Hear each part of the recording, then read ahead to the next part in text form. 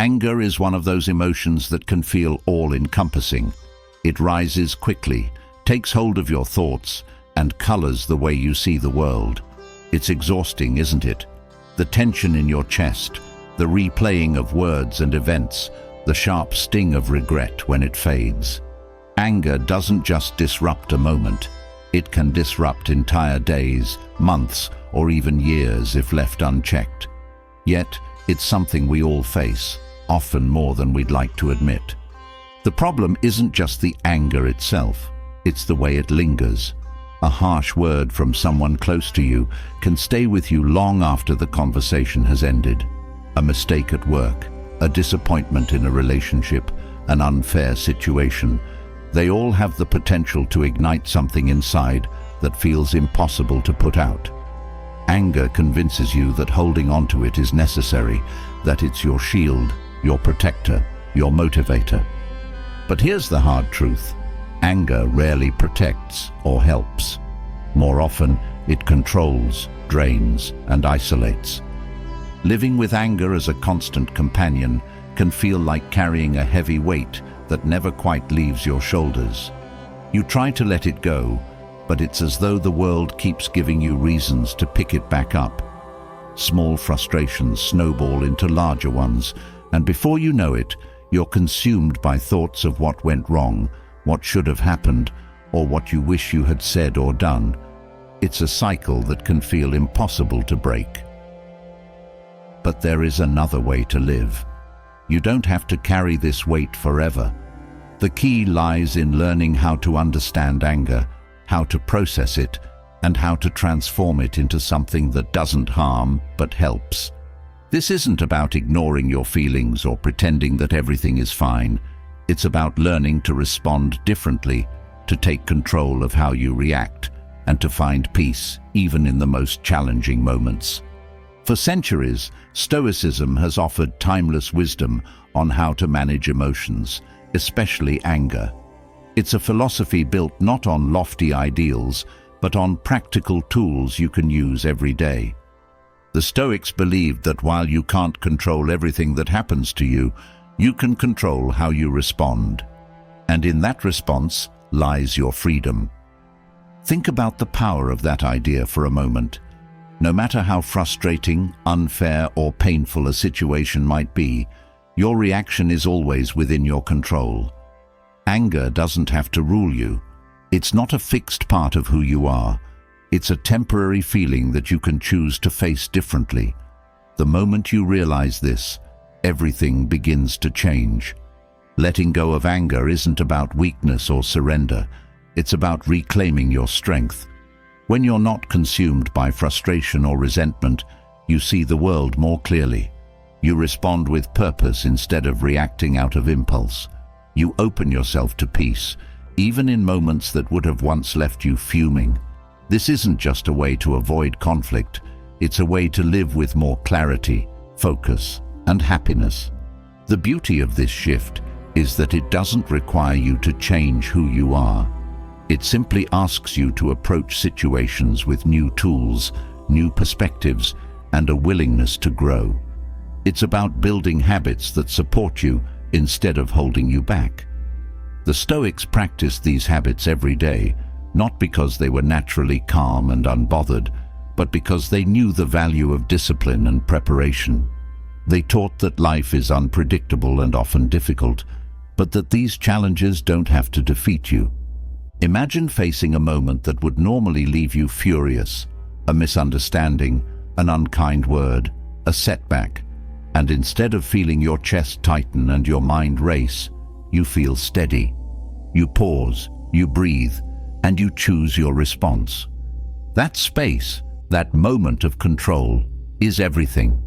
It's where anger loses its grip and peace takes its place. This isn't about suppressing emotions or pretending not to feel. It's about understanding your emotions deeply enough to know that they don't have to dictate your actions. Anger can be a signal, a teacher, and even a motivator when handled wisely. But it doesn't have to be the driver of your life. You are far more powerful than any passing emotion. As you begin this journey, know that change takes time. You won't erase anger overnight, and you don't have to. What matters is progress, not perfection. Each step you take toward understanding and managing your anger is a step toward freedom, a freedom that brings with it a sense of calm and happiness that anger could never provide. You don't need to know all the answers now, you just need to start. This is your opportunity to explore ideas that have helped countless people transform their lives. It's your chance to see anger not as an enemy, but as a challenge you can overcome. And when you do, the weight you've been carrying will begin to lift. The tools you'll learn here aren't complicated. They don't require hours of study or a lifetime of practice. They are simple, practical, and effective. And the more you use them, the more natural they'll feel. Anger will no longer hold the same power over you. Instead, you'll find yourself responding to life with a sense of calm, clarity, and confidence. This is more than just a way to handle anger. It's a way to reclaim your peace, your joy, and your energy. It's about living in a way that reflects your best self, no matter what life throws at you. So take a deep breath and step forward. You're about to unlock a part of yourself that is stronger, wiser, and more at peace than you ever thought possible. Anger is a thief. It steals joy, clarity, and peace. It takes moments that could have been spent in harmony and turns them into something heavy, bitter, and consuming. What if there was a way to break free from its grip? What if ancient wisdom could offer a cure, not just a temporary balm, but a lasting transformation? Stoicism, a philosophy rooted in practicality, holds keys that unlock a calmer, more centered way of living. Through its teachings, we learn not just to manage anger, but to dissolve it, to replace it with something far more powerful: peace. Anger isn't born from events. It grows from how we interpret those events. A cutting remark, an unfair situation, or an unmet expectation. All these are fertile ground for frustration. Yet Stoicism shows us that the meaning we assign to these moments is entirely within our control. It's not about suppressing feelings or pretending to be unaffected. It's about shifting perspective, understanding our reactions, and choosing differently. Each phrase and principle passed down by Stoic philosophers carries a timeless medicine for the soul. To heal from anger, we must start with the roots. The phrases and teachings of Stoicism offer not just insights, but actionable practices, guiding us toward a life where anger no longer reigns. Let us explore these remedies, step by step, until the weight of frustration becomes a distant memory, replaced by lightness and strength. Anger always outlasts hurt, said Seneca, highlighting how anger clings to us long after its trigger has passed. This is the first medicine, understanding that anger thrives on the stories we tell ourselves. When hurtful actions or words occur, the mind often replays them, feeding the fire of resentment. The Stoic approach begins by interrupting this cycle. Instead of focusing on what was done to us, we shift to what we can do about it. This isn't about suppressing emotions, it's about questioning them. What benefit does holding on to anger bring? Does it solve the issue? Does it bring relief? Often the answers reveal how futile anger truly is. By practicing reframing, we weaken anger's grip. Marcus Aurelius wrote, "Choose not to be harmed, and you won't feel harmed. Don't feel harmed, and you haven't been." This phrase isn't about denying reality, it's about taking back power. When someone insults or wrongs us, their actions are external. Our interpretation, however, is internal. By refusing to take offense, we shield ourselves from unnecessary suffering. This isn't easy, but it's liberating. It transforms a moment of pain into an opportunity for growth. When anger arises, it's helpful to examine its source. Often, anger stems not from the present, but from past wounds or unfulfilled desires. Stoicism teaches us to question the origins of our feelings. Are we angry because our expectations weren't met? Are we projecting past disappointments onto the current situation? This reflection allows us to untangle the web of emotions, addressing the real issue instead of reacting blindly. One powerful tool for dissolving anger is the Stoic practice of premeditatio malorum, or premeditation on evils. This involves mentally preparing for life's inevitable challenges. Instead of expecting perfection, we anticipate setbacks and disruptions. This doesn't mean living in fear or pessimism. It means building resilience. When we expect that people will sometimes act selfishly or circumstances will occasionally go awry, we're less likely to be blindsided by frustration. Seneca advised, "The wise man considers fortune's attacks before they come, so when they do, he is prepared." Another phrase, "You have power over your mind, not outside events. Realize this, and you will find strength," reminds us that anger often arises from trying to control what is beyond our influence. We cannot dictate how others behave, nor can we force life to conform to our wishes. What we can control is our response. This realization shifts focus from external chaos to internal stability. It invites us to redirect energy toward what truly matters, cultivating patience, wisdom, and understanding. In moments of anger, the Stoics urge us to pause. How much more harmful are the consequences of anger than the circumstances that aroused it, said Marcus Aurelius. This pause creates space for reflection. It allows us to weigh our reaction against the long-term effects. Will an angry outburst improve the situation? Will resentment repair a broken relationship? Usually the answer is no. Pausing doesn't mean ignoring the issue. It means approaching it with clarity instead of impulsiveness. Epictetus offered another remedy, focusing on the big picture. Is this event going to matter in a year, a month, or even a week? He asked. When viewed through the lens of time, most sources of anger lose their significance. This isn't about minimizing genuine problems, it's about distinguishing between what's worth our energy and what isn't. By keeping perspective, we free ourselves from being ensnared by trivial provocations. The Stoics also emphasized gratitude as a counterbalance to anger. Gratitude shifts attention from what's wrong to what's right, from what we lack to what we have. When frustration arises, asking, "What am I thankful for in this moment?" can be transformative. Gratitude doesn't erase challenges, but it provides a grounding force, reminding us of the good amidst the bad. Don't set your heart on so many things, Seneca advised. By appreciating life's simple gifts, we reduce the power of unmet desires to stir anger. Forgiveness is another Stoic antidote to anger. Forgiveness isn't about condoning wrongdoing. It's about releasing ourselves from the burden of resentment. When we hold grudges, we tether ourselves to the very pain we wish to escape. Letting go is an act of liberation. To be wronged is nothing unless you continue to remember it, said Marcus Aurelius. Forgiveness allows us to move forward, unshackled by the past.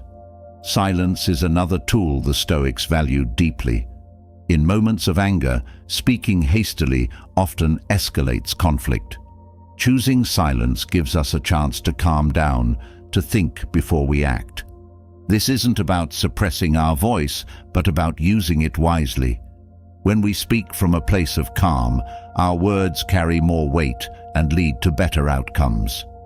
Ego is often at the heart of anger.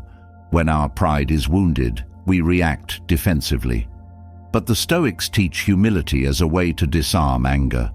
By detaching from ego-driven reactions, we become less affected by insults or perceived slights. What others think of me is none of my business, reflects this principle. Instead of seeking validation from others, we focus on living in alignment with our values. The Stoics also found wisdom in nature, observing its rhythms and flow. Rivers don't resist rocks, they move around them. Trees bend in the wind instead of breaking. Nature doesn't hold grudges or dwell on obstacles, it adapts. By adopting a similar mindset, we can let go of resistance and embrace life's challenges with grace. Breathing techniques, though simple, were another Stoic practice for calming anger. Deep, intentional breaths can interrupt the body's fight-or-flight response, grounding us in the present moment. By focusing on breath, we regain control over our emotions and create space for thoughtful responses. Daily reflection was a cornerstone of Stoic practice. Journaling about the day's events helps us identify patterns in our behavior, including what triggered anger and how we responded. Over time, this awareness builds emotional intelligence, allowing us to handle challenges more effectively. Stoicism encourages us to find joy in living according to our values, regardless of external circumstances. When we anchor ourselves in virtues like patience, kindness, and courage, we're less swayed by fleeting emotions. Anger loses its power when faced with a foundation of inner strength. This philosophy also teaches that all things are impermanent. The moment that angers us will pass, just as all moments do. Clinging to it only prolongs suffering. By embracing impermanence, we free ourselves to focus on what truly matters. Each Stoic phrase and practice is a tool, a medicine for anger's grip. By applying them, not only do we dissolve anger, but we also cultivate a life filled with clarity, purpose, and peace. The journey is ongoing, but every step forward is a step toward freedom. Let the teachings of Stoicism guide you to a place where anger no longer holds sway, and joy becomes your default state. Anger, when left unexamined, often evolves into something even heavier: resentment. It takes root deep within, coloring not just our perspective of those who wronged us, but also how we see ourselves and the world.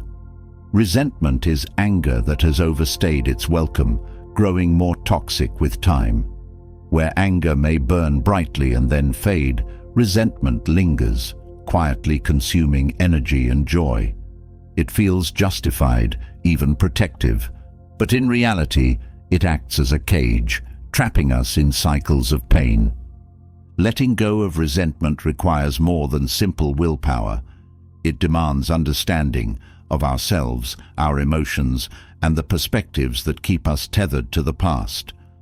Stoic principles offer an approach that is both practical and transformative, showing us not only how to release resentment, but also how to replace it with clarity and peace. The first step is recognizing resentment for what it truly is, a burden we carry. It often starts with an unmet expectation or a sense of injustice. Someone failed to act the way we believed they should, or a situation unfolded in a way that felt unfair. It's natural to feel hurt in these moments, but resentment grows when we replay those events, reinforcing the belief that we were wronged and deserve restitution. Marcus Aurelius offers a striking reminder. You have power over your mind, not outside events. Realize this, and you will find strength. This simple truth shifts focus from what happened to how we choose to interpret it. One of the most powerful Stoic practices for releasing resentment is reframing. Resentment thrives on the stories we tell ourselves, stories of how others wronged us, how unfairly life treated us, or how things should have been different. These narratives, while comforting in the short term, often fuel our pain. Reframing allows us to question these stories and see them from a broader perspective. Did the other person act out of malice, or were they acting based on their own limitations or struggles? By understanding their perspective, we can soften our response without condoning their actions. Seneca reminds us that resentment is often rooted in our expectations of others.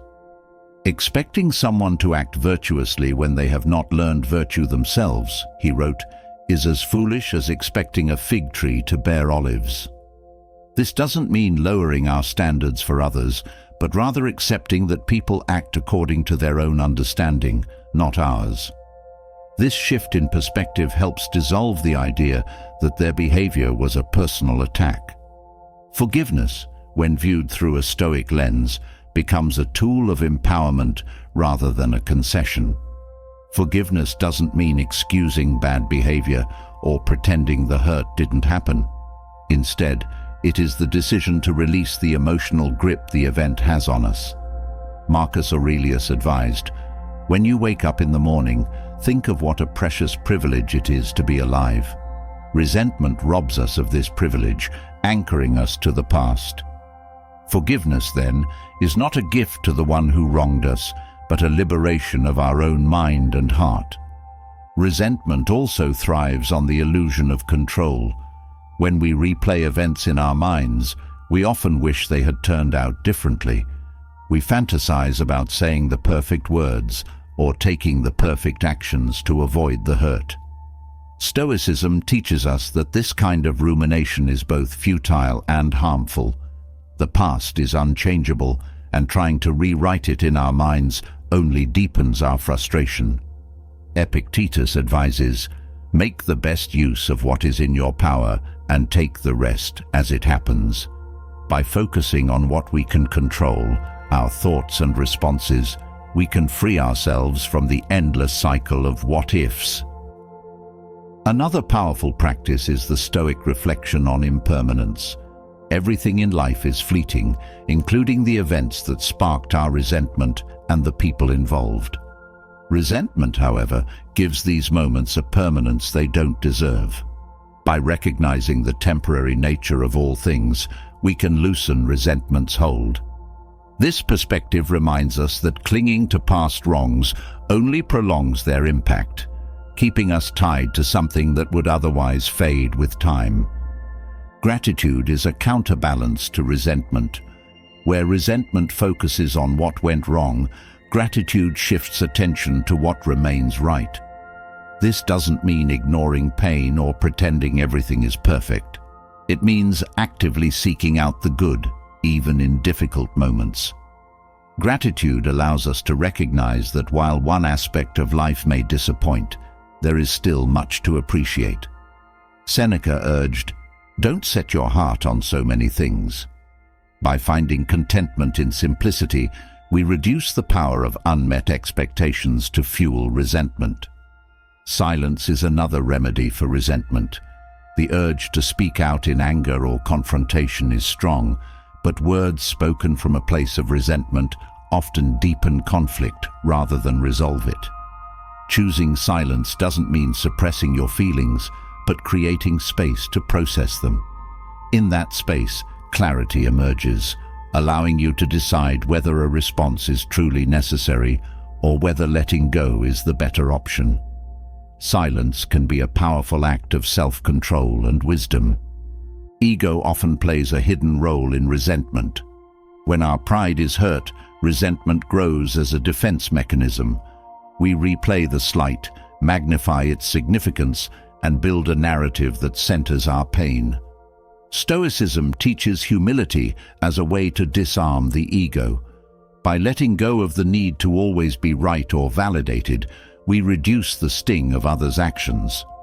Marcus Aurelius reminds us that our worth isn't defined by others' opinions or actions, saying, "It is not external events that trouble us, but the judgments we make about them." Journaling offers a practical way to work through resentment.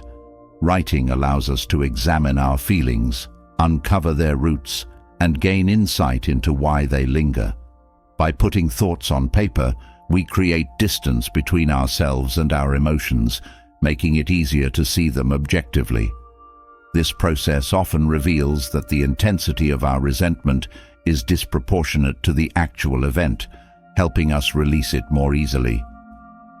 Stoicism also emphasizes the importance of forward momentum. Resentment traps us in the past, replaying what went wrong instead of focusing on what can be built or improved. Shifting our energy toward future growth, whether through learning, relationships, or personal development, takes power away from resentment. Each step forward weakens its hold, allowing us to reclaim our time and energy. Ultimately, letting go of resentment is an act of self-care. It's not about forgetting what happened or excusing harm, but choosing freedom over bondage. Resentment chains us to the very pain we seek to escape, while release opens the door to peace. Through the timeless wisdom of Stoicism, we learn that we have the power to let go, not because the past changes, but because we do. The journey may not be easy, but every step is worth the lightness and clarity that follow. With each lesson applied, resentment fades, leaving space for joy, growth, and inner strength. Frustration is a quieter storm compared to anger, but its effects can be just as destructive.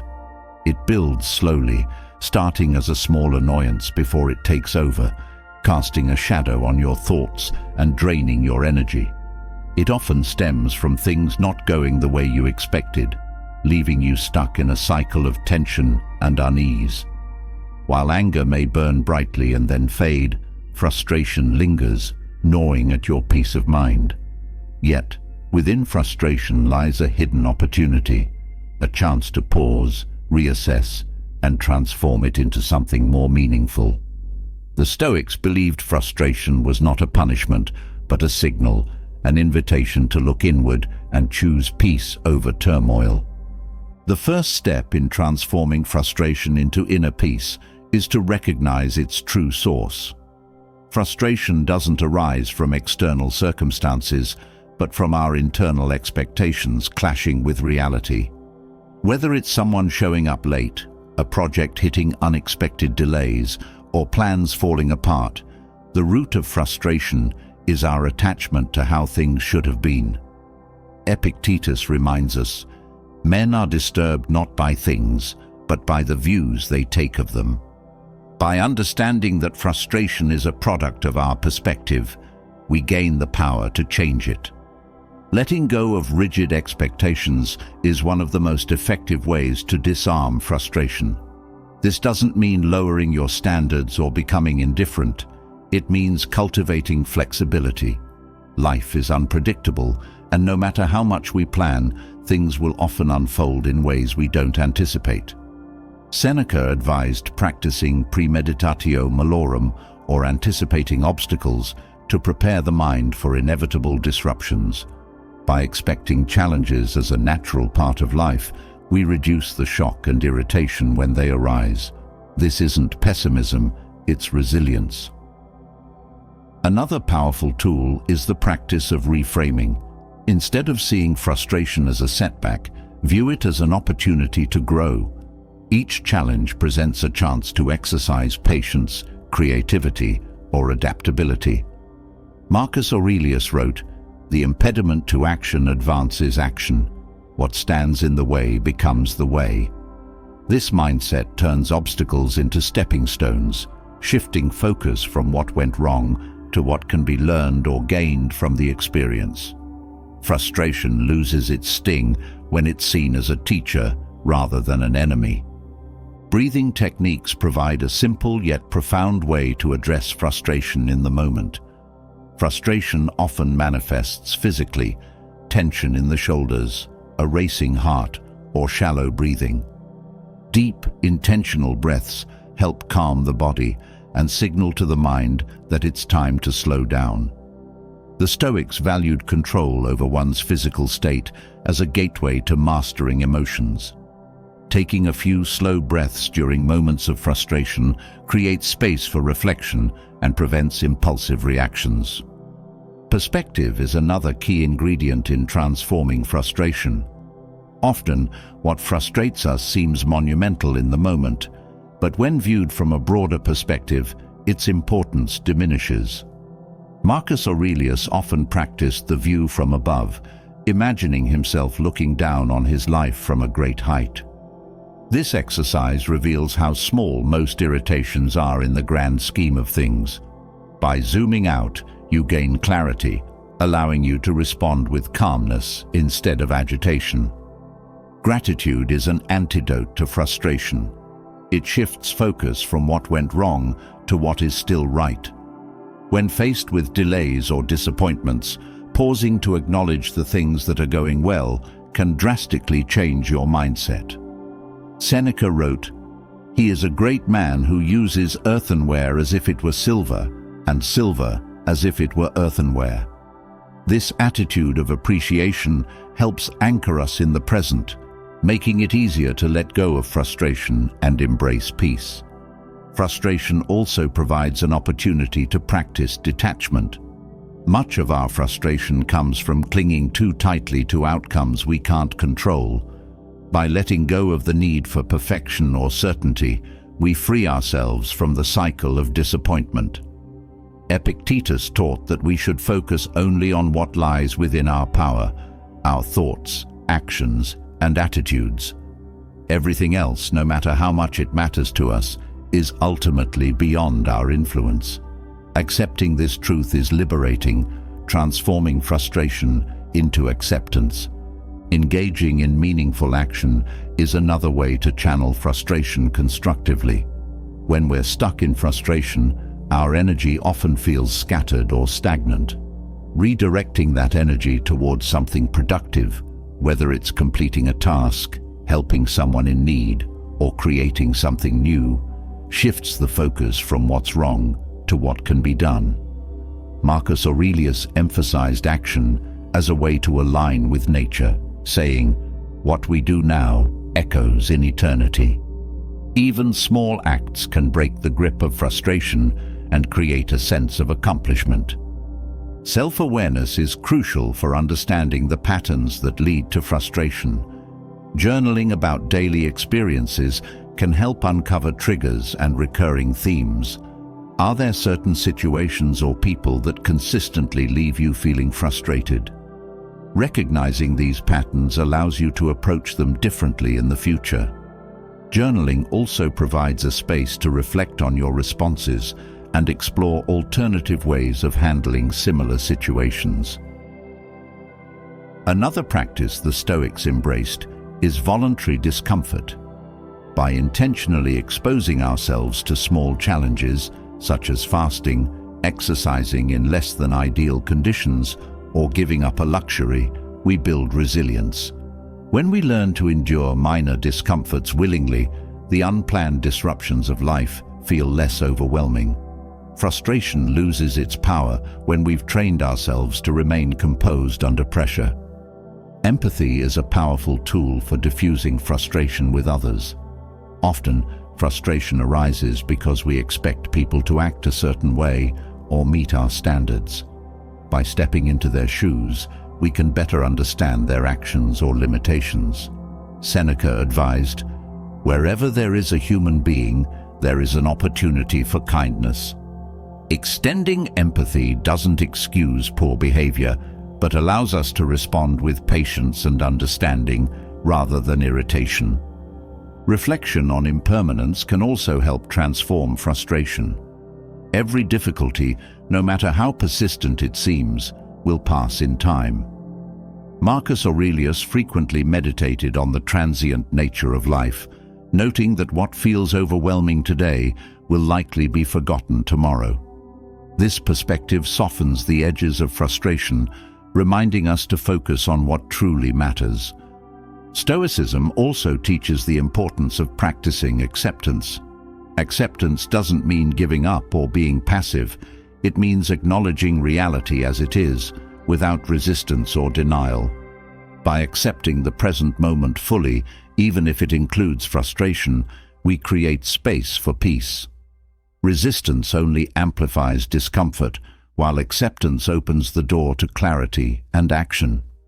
Kindness toward oneself is essential in this process. Frustration often leads to self-criticism, especially when we feel we've failed or fallen short. But the Stoics remind us that growth is a journey, not a destination. Mistakes and setbacks are inevitable, but they are also opportunities to learn and improve. Practicing self-compassion helps us approach frustration with a calmer, more forgiving mindset. The transformation of frustration into peace is not a single step, but an ongoing practice. Each moment of frustration is an opportunity to exercise patience, expand perspective, and grow stronger.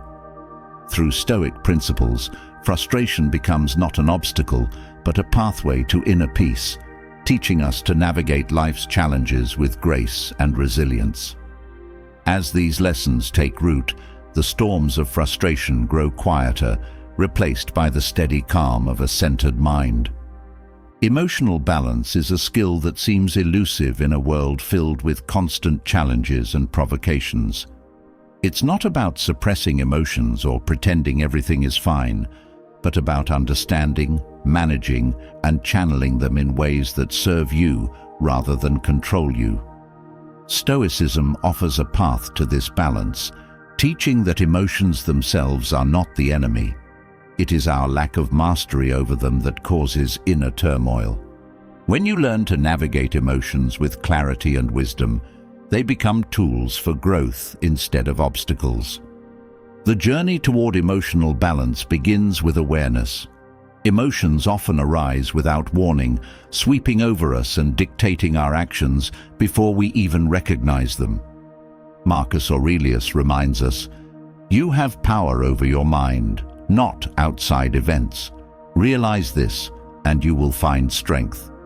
This foundational idea shifts the focus inward. External events may trigger emotions, but the way they manifest and linger is a result of how we interpret and respond to them. By observing emotions without judgment, you create the space needed to respond thoughtfully instead of reacting impulsively.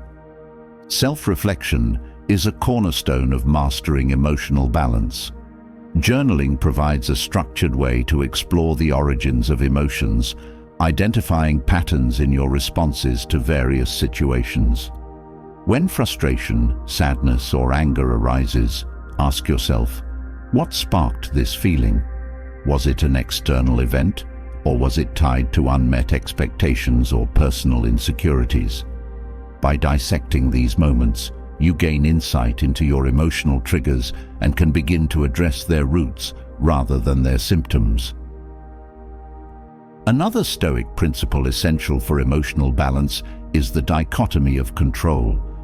Much of our emotional instability comes from trying to control what is beyond our influence, whether it's other people's opinions, the outcomes of events, or the behavior of those around us. Epictetus teaches, "It is not things themselves that trouble us, but our opinions about them." Understanding this allows you to redirect your focus to what you can control, your thoughts, actions, and attitudes. This shift not only reduces emotional volatility, but also empowers you to take ownership of your internal state. Perspective plays a vital role in emotional balance. Emotions often feel overwhelming in the moment, but their intensity diminishes when viewed from a broader context. Marcus Aurelius practiced the view from above, mentally stepping back from his current situation to see it in relation to the larger picture of life. This exercise helps you realize that most emotional storms are temporary and often insignificant in the grand scheme of things. By adopting this perspective, you can approach emotions with a calm curiosity rather than panic. Acceptance is another key component of emotional balance. Resistance to emotions, trying to push them away or deny their existence, only amplifies their intensity. Stoicism teaches that emotions are natural responses to life's challenges. By acknowledging them without attachment or aversion, you neutralize their power over you. Acceptance doesn't mean surrendering to negative feelings, but rather facing them honestly and allowing them to pass without unnecessary resistance. Breathing techniques offer a practical way to anchor yourself in moments of emotional turbulence. When emotions like anxiety or anger take hold, the body often reacts with tension, shallow breathing, and increased heart rate. Deep, intentional breaths can interrupt this cycle, calming the nervous system and bringing clarity to your mind. This simple practice aligns with the Stoic emphasis on grounding oneself in the present moment, creating a foundation for thoughtful responses. Gratitude is another powerful tool for emotional balance. Negative emotions often stem from focusing on what is lacking or wrong in a situation. Gratitude shifts your attention to what is present and positive. Seneca advised cultivating an attitude of gratitude not only for life's blessings, but also for its challenges, as they provide opportunities for growth. By practicing gratitude regularly, you train your mind to seek balance even in difficult circumstances. Stoicism also emphasizes the importance of aligning emotions with reason. Emotions like anger or fear are not inherently bad, but when they override rational thinking, they lead to poor decisions and inner conflict. Marcus Aurelius wrote, "If it is not right, do not do it. If it is not true, do not say it." This principle encourages you to pause and evaluate whether your emotions are guiding you toward virtuous action or leading you astray. By grounding emotions in reason, you maintain control and clarity. Voluntary discomfort is a Stoic practice that strengthens emotional resilience. By intentionally exposing yourself to minor challenges, such as fasting, enduring the cold, or stepping out of your comfort zone, you build the mental fortitude needed to handle larger emotional trials. These exercises teach you that discomfort is temporary and manageable, reducing your sensitivity to emotional triggers in everyday life. Empathy is another crucial element of emotional balance. Much of our emotional instability comes from misinterpreting others' actions or taking them personally. By seeking to understand the perspective of those around you, you diffuse feelings of anger, frustration, or resentment. Seneca's reminder, "Wherever there is a human being, there is an opportunity for kindness," highlights the transformative power of empathy. Extending compassion to others often softens your own emotional responses, fostering peace instead of conflict. Nature serves as a profound teacher for emotional balance. Observing the cycles and rhythms of the natural world reminds us of the impermanence of all things, including emotions. Rivers flow around obstacles, seasons change, and storms pass, all without resistance. By adopting a similar mindset, you learn to navigate emotions with grace, allowing them to come and go without clinging to their intensity. Silence and stillness are also essential for mastering emotions. In a world filled with constant noise and distractions, taking moments of quiet reflection allows you to reconnect with your inner self.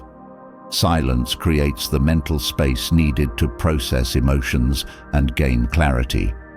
This practice aligns with the Stoic emphasis on solitude as a tool for self-mastery. Another valuable practice is prioritizing your values. Emotional instability often arises when actions and choices conflict with your core beliefs.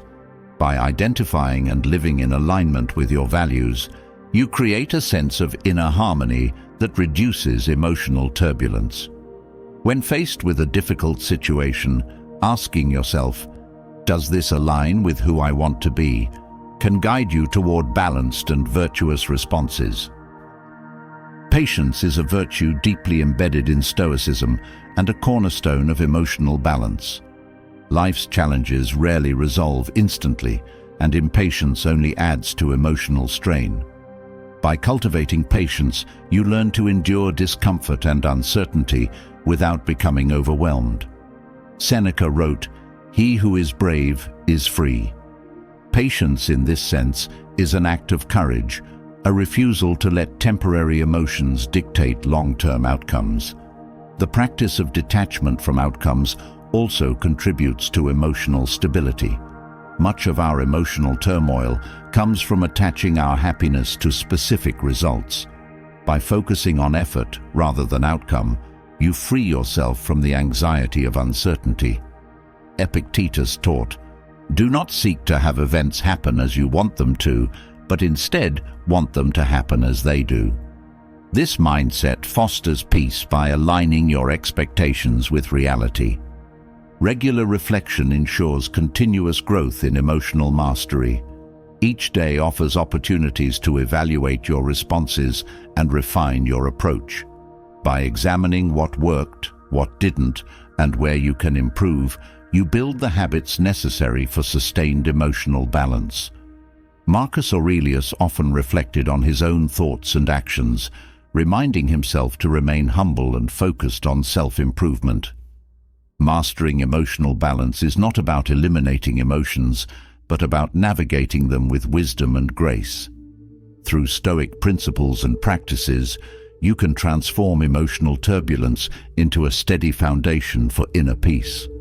Each step on this path brings you closer to a state of calm clarity, where emotions enhance your life instead of controlling it. This journey is ongoing, but every effort you make strengthens your ability to face life's challenges with resilience and tranquility. Emotional balance is the foundation for navigating life's challenges, but it is truly tested when provocation strikes. Whether it's a sharp insult, a dismissive glance, or outright disrespect, moments like these ignite an emotional reaction that can quickly spiral out of control. Maintaining calm in such situations is more than a skill. It's a testament to mastery over oneself.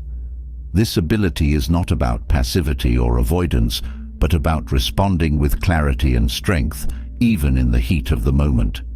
Stoicism, with its timeless wisdom, provides tools to help you rise above provocation, transforming conflict into an opportunity for growth. The first step toward staying calm when provoked is to understand that provocation is rarely about you. Most provocations stem from the other person's emotions, insecurities, or circumstances, not a calculated attack on your character. Epictetus reminds us, when someone insults you, it is their opinion, not a fact.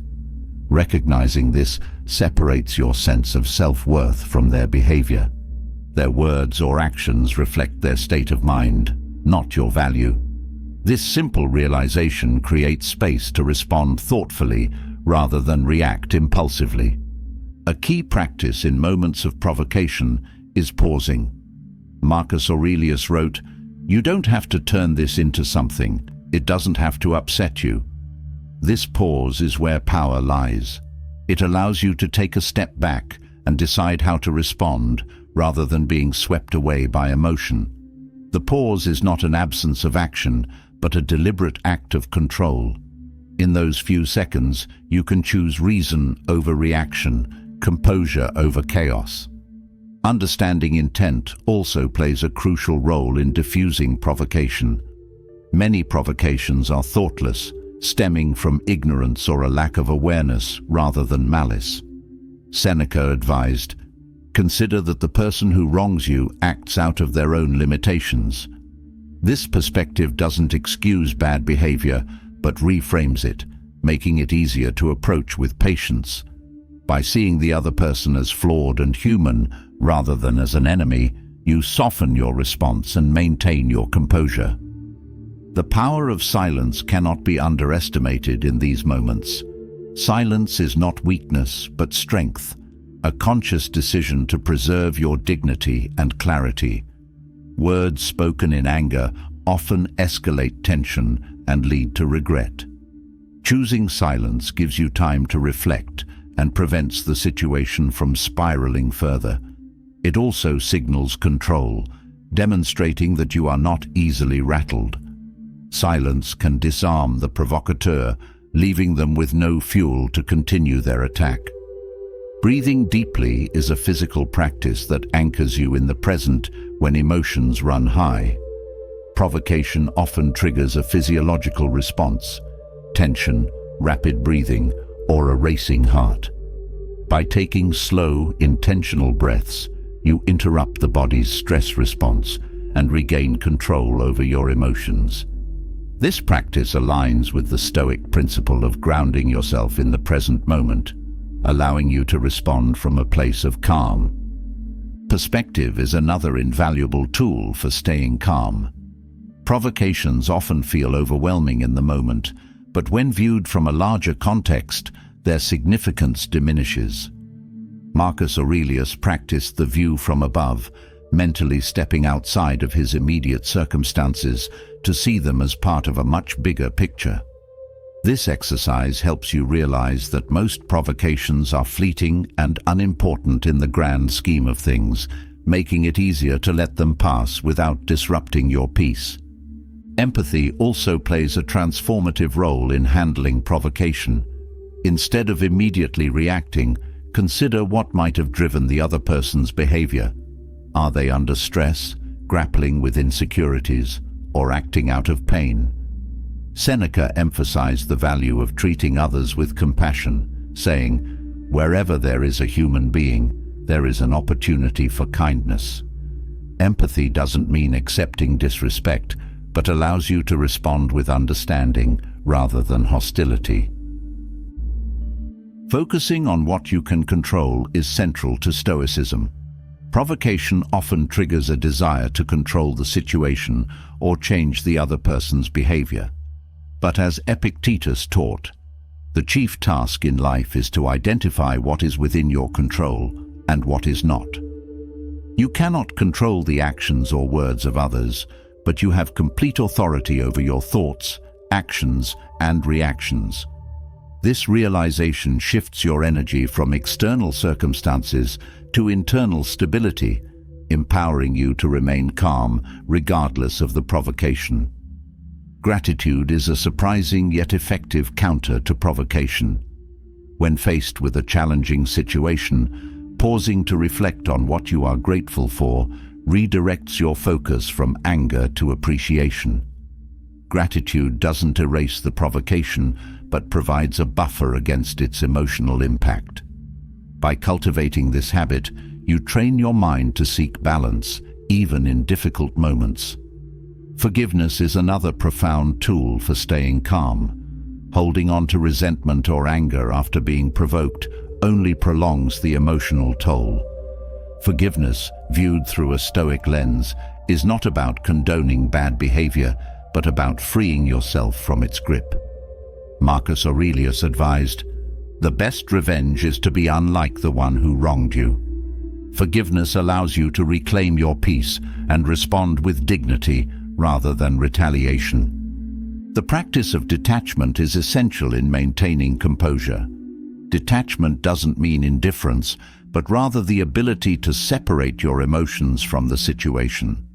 By letting go of the need for validation or approval, you become less vulnerable to the sting of provocation.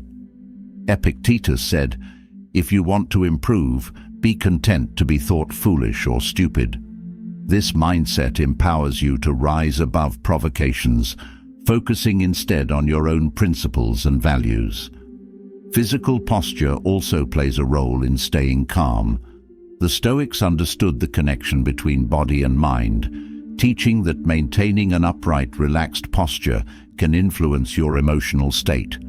When provoked, avoid slumping or tensing up. Instead, stand tall, relax your shoulders, and breathe deeply. This physical grounding reinforces your inner calm and signals confidence. Voluntary discomfort is a Stoic practice that builds resilience to provocation. By intentionally exposing yourself to small challenges, such as fasting, taking cold showers, or enduring minor inconveniences, you train your mind to remain composed in the face of discomfort. This practice helps you handle unexpected provocations with grace, as you've already built the habit of enduring discomfort without losing control. Reflection on impermanence is another key to calmness. All provocations, no matter how intense, are temporary. The person who angered you will move on, the moment will fade, and its impact will diminish over time. Marcus Aurelius often reminded himself of the fleeting nature of life, saying, "Observe how transient and insignificant all things are."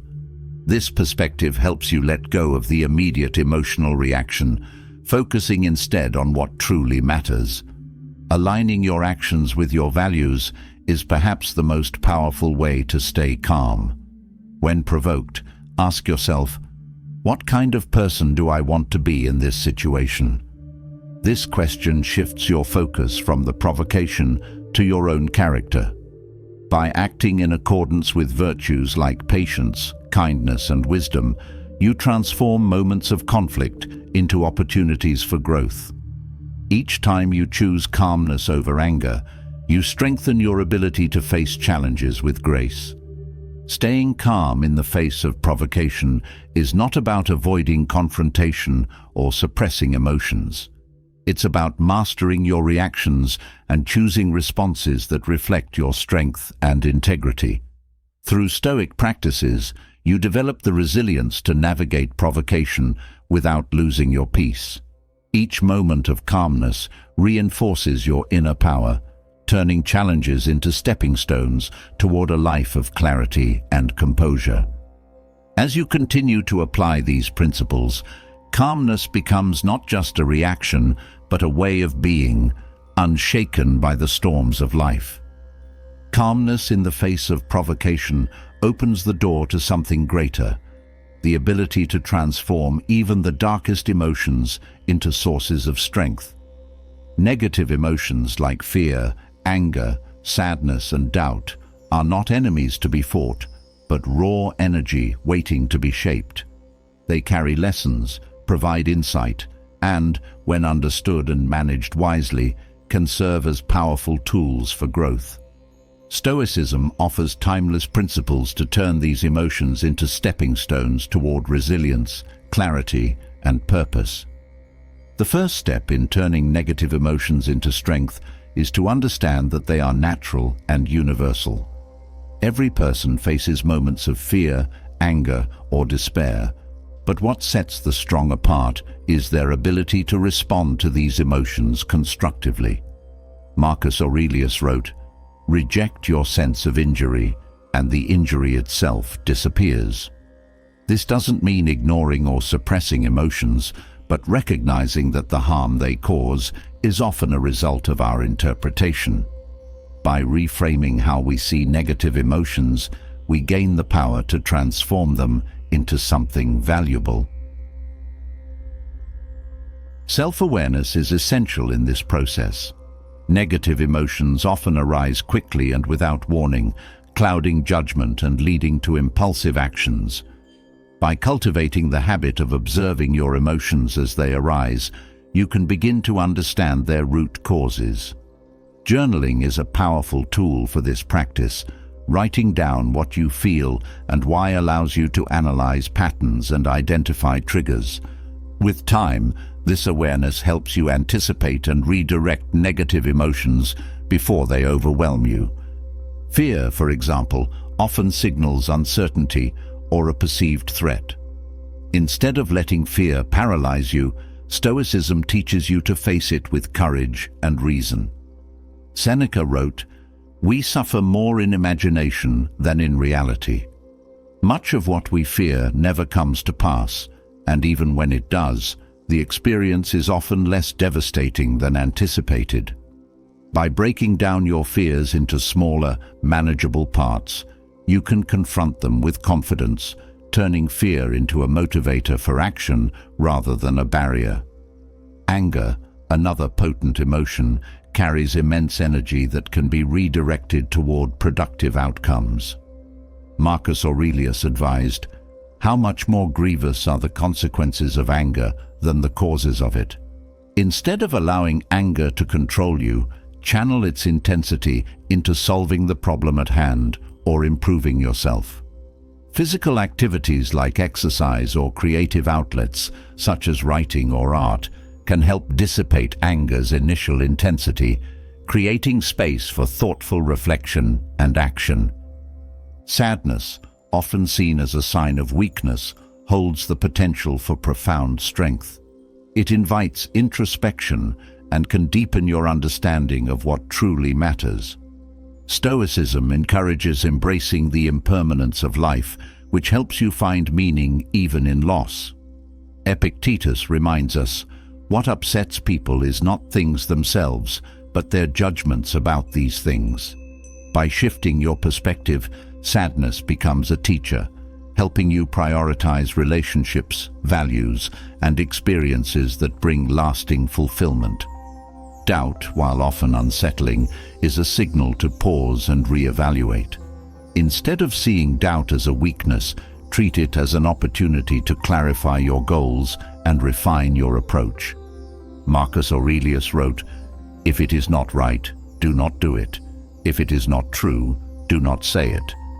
Doubt can serve as a compass, guiding you away from impulsive decisions and toward thoughtful, deliberate action. One of the most transformative Stoic practices is viewing obstacles as opportunities. Marcus Aurelius captured this beautifully. The impediment to action advances action. What stands in the way becomes the way. Negative emotions, when reframed, become challenges that test and strengthen your character. Fear tests your courage, sadness deepens your empathy, and anger sharpens your sense of justice. Each emotion, when approached with wisdom, adds to your inner resilience. Gratitude is a counterbalance that helps transform negative emotions into strength. When overwhelmed by what's going wrong, focusing on what's right shifts your perspective. Seneca wrote, "A man is as unhappy as he has convinced himself he is." By actively seeking moments of gratitude, you remind yourself that even in difficulty, there is much to appreciate. Gratitude doesn't erase negative emotions, but provides a foundation of positivity that supports you through them. Stoicism also teaches the importance of action.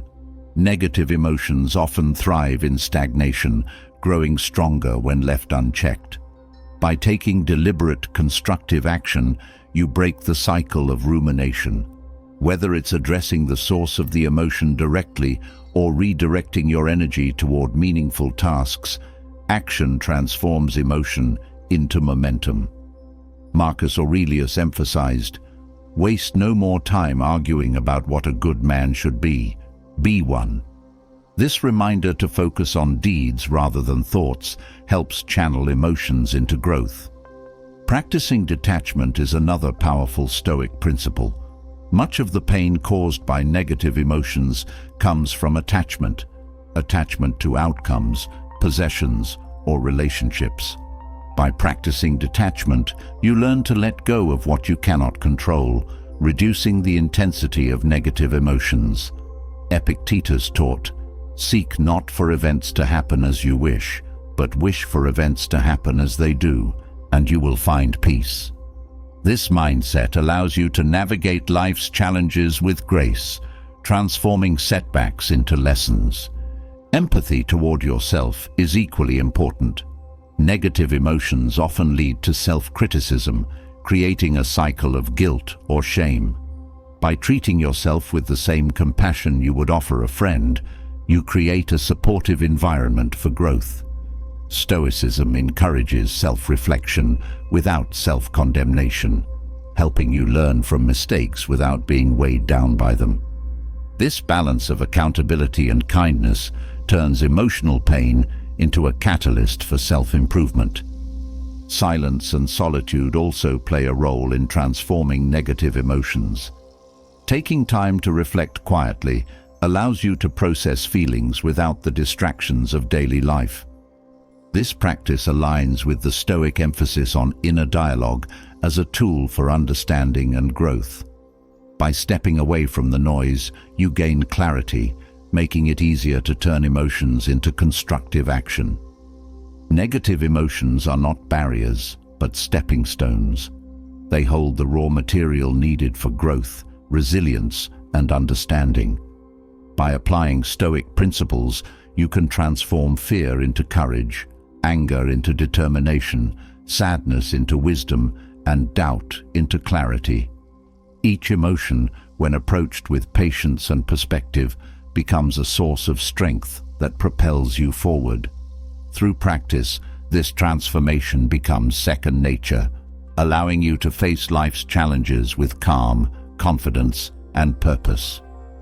Harnessing the power of negative emotions reveals an essential truth. Happiness isn't found in their absence, but in mastering how we respond to all emotions. Happiness that endures isn't fleeting or tied to momentary pleasures. It is a state of being rooted in clarity, purpose, and inner calm. Stoicism offers a blueprint for this kind of happiness, a lasting contentment that thrives regardless of external circumstances.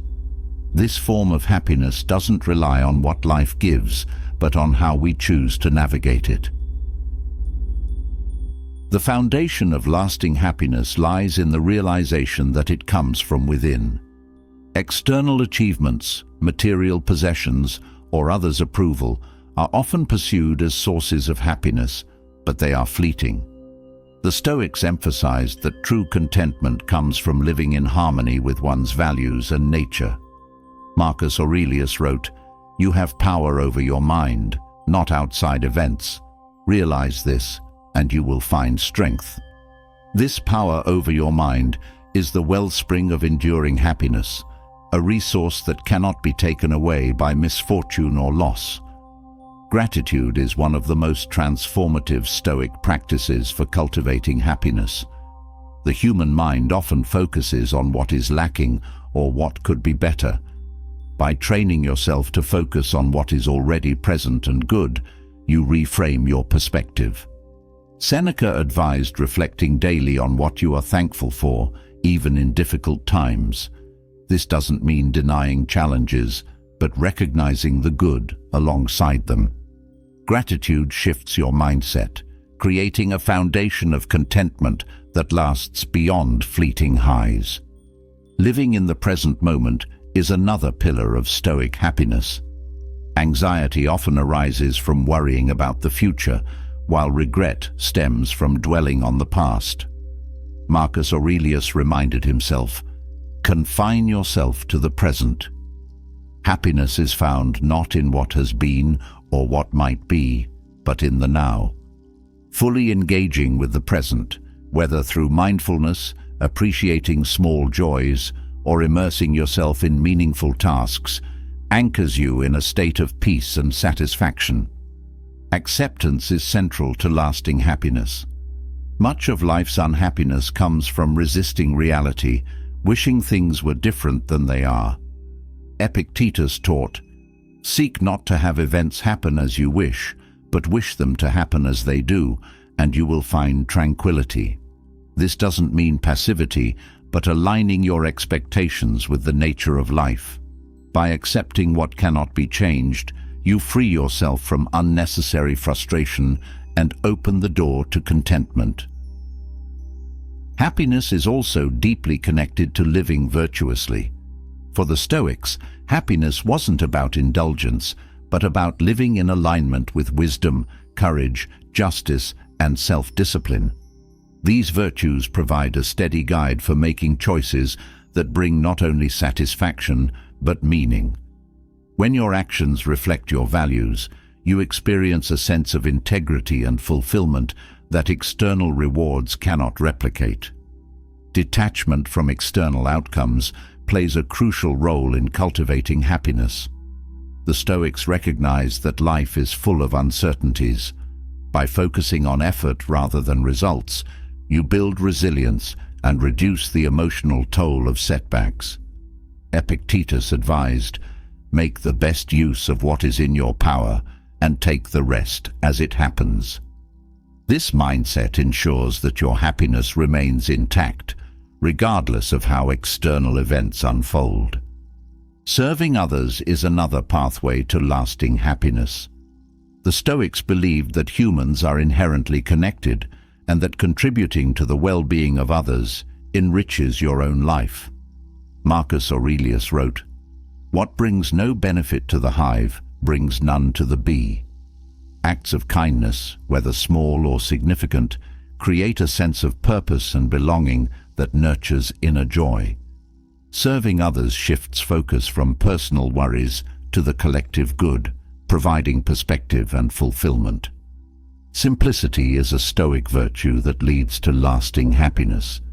Modern life often equates happiness with accumulation, more possessions, more achievements, more recognition. Yet, The Stoics taught that contentment comes from needing less.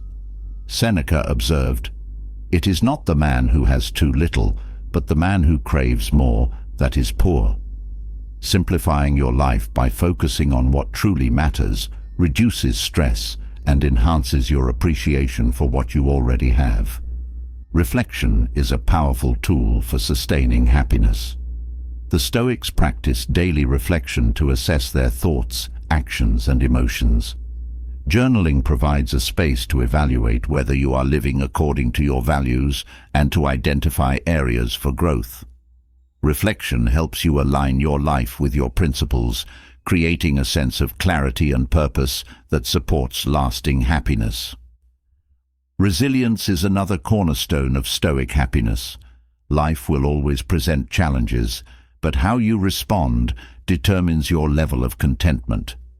By viewing obstacles as opportunities to grow, you strengthen your ability to navigate difficulties without losing your sense of balance. Marcus Aurelius wrote, "The impediment to action advances action. What stands in the way becomes the way." Each challenge becomes a stepping stone, adding to your strength and deepening your happiness. Mindfulness, or paying attention to the present without judgment, enhances your ability to appreciate life fully. The Stoics valued mindfulness as a way to maintain focus on what truly matters. By practicing mindfulness, you heighten your awareness of the beauty in ordinary moments, from a kind word to a simple meal. This practice cultivates a steady, grounded happiness that is not swayed by external events. Forgiveness is another practice that supports lasting happiness. Holding on to grudges or resentment weighs heavily on the mind and heart. By choosing to forgive, not for others' sake but for your own, you release the burden of negative emotions. Marcus Aurelius advised, "The best revenge is not to be like your enemy." Forgiveness allows you to move forward with lightness, unhindered by past wrongs. Happiness also requires embracing impermanence.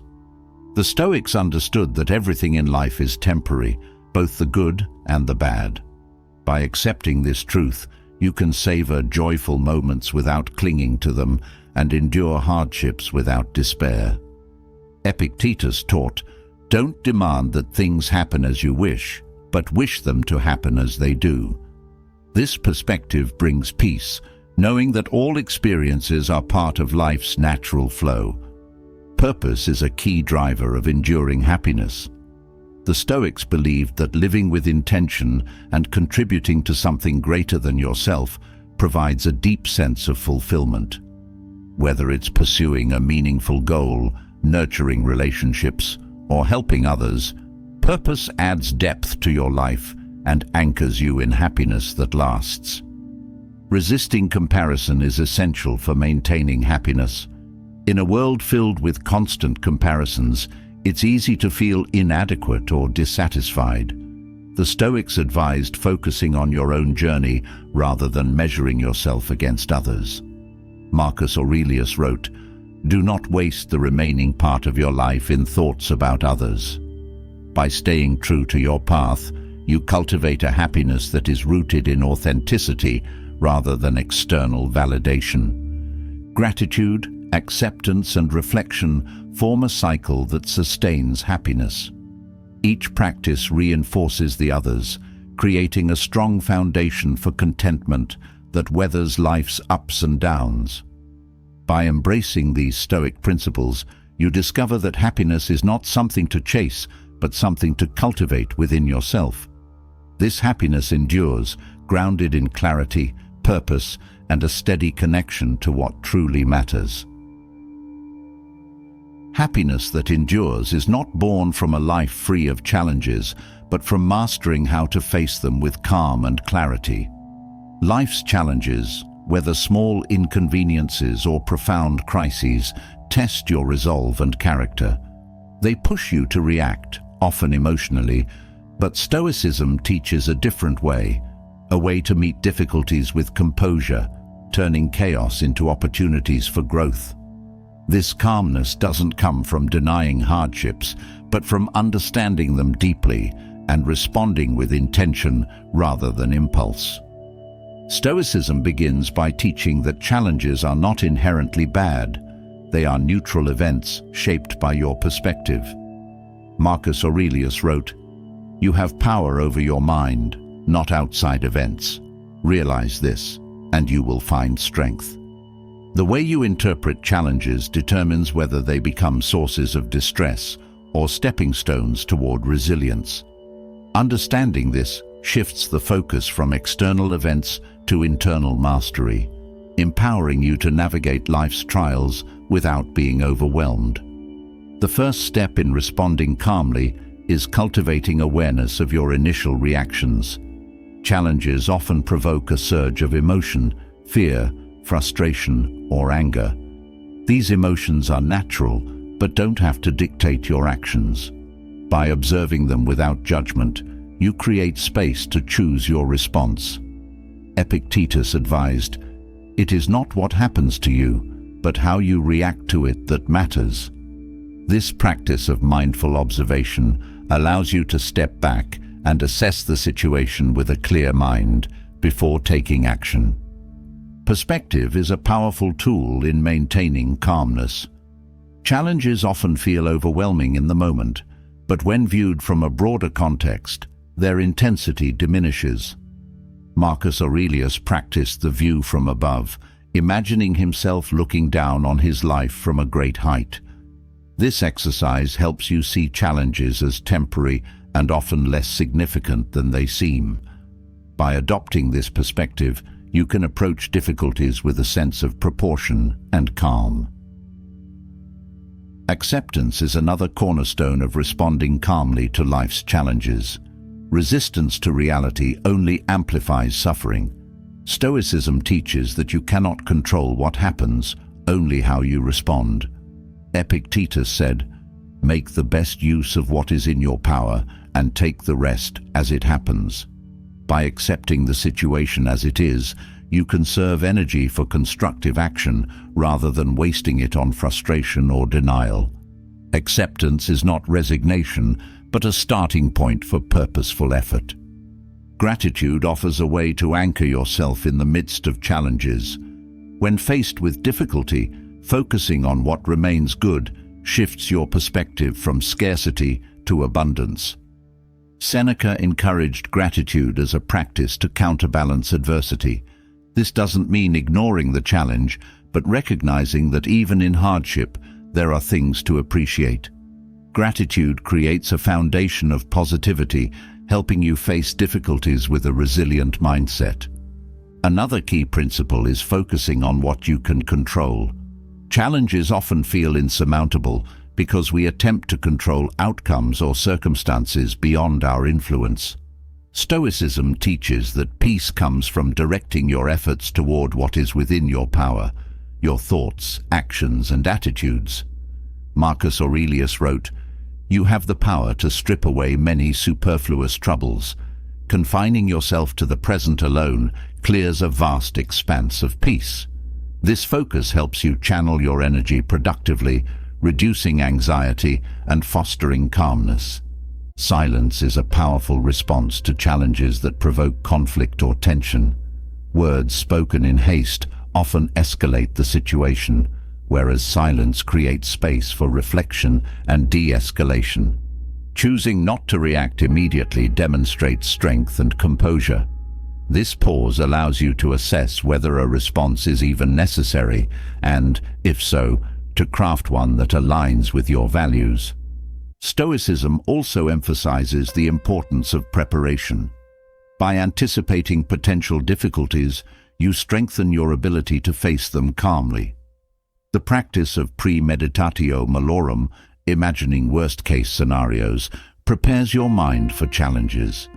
This doesn't mean dwelling on negativity, but familiarizing yourself with the possibility of setbacks so they don't catch you off guard. Seneca noted, "The unexpected blow lands heaviest." By mentally rehearsing responses to potential challenges, you build resilience and reduce emotional volatility. Physical practices can also support emotional calmness. Challenges often trigger a stress response in the body: tight muscles, shallow breathing, or a racing heart. Deep, intentional breaths help calm the nervous system, grounding you in the present moment.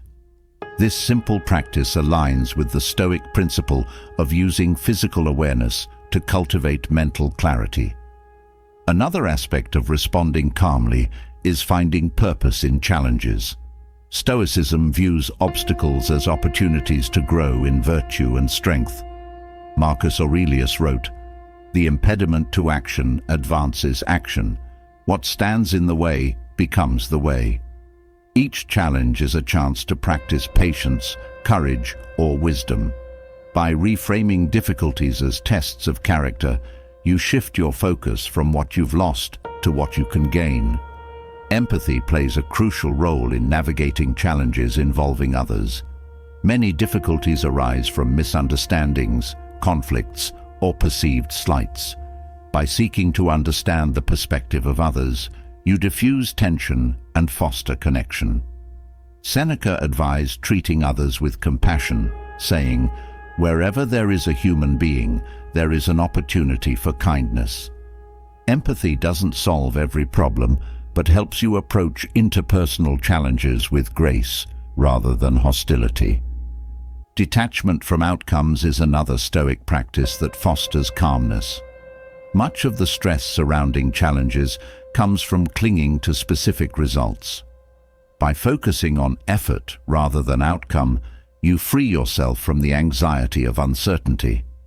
Epictetus taught, "Do not seek to have events happen as you wish, but wish them to happen as they do." This mindset helps you stay present and engaged, regardless of how the situation unfolds. Reflection is a vital tool for learning from challenges and responding more effectively in the future. After facing a difficulty, take time to evaluate how you handled it. What went well? What could you improve? This process of self-assessment aligns with the Stoic commitment to continuous growth. Marcus Aurelius often reflected on his actions, reminding himself to remain humble and focused on improvement. Reflection transforms challenges into valuable lessons, ensuring that each one contributes to your development. Simplicity is another way to reduce the impact of challenges. Complexities and unnecessary burdens often amplify stress. By simplifying your life and focusing on what truly matters, you create a buffer against overwhelm. Seneca observed, "It is not the man who has too little, but the man who craves more that is poor." Simplifying your priorities and minimizing distractions helps you approach challenges with clarity and calm. Stoicism teaches that responding calmly is not about suppressing emotions or avoiding difficulties. It is about mastering your reactions and approaching challenges with a sense of purpose and perspective. Through practices like acceptance, gratitude, empathy, and preparation, you build the resilience to face life's trials with composure. Each challenge becomes not an obstacle, but a chance to grow stronger and more centered. With each step, calmness becomes not just a response, but a defining feature of your approach to life. Calmly navigating challenges offers a foundation for a deeper transformation, the ability to overcome disappointment and rediscover joy. Disappointment often feels heavy, pulling your thoughts toward regret and frustration. It arises from unmet expectations, unforeseen failures, or a sense of loss.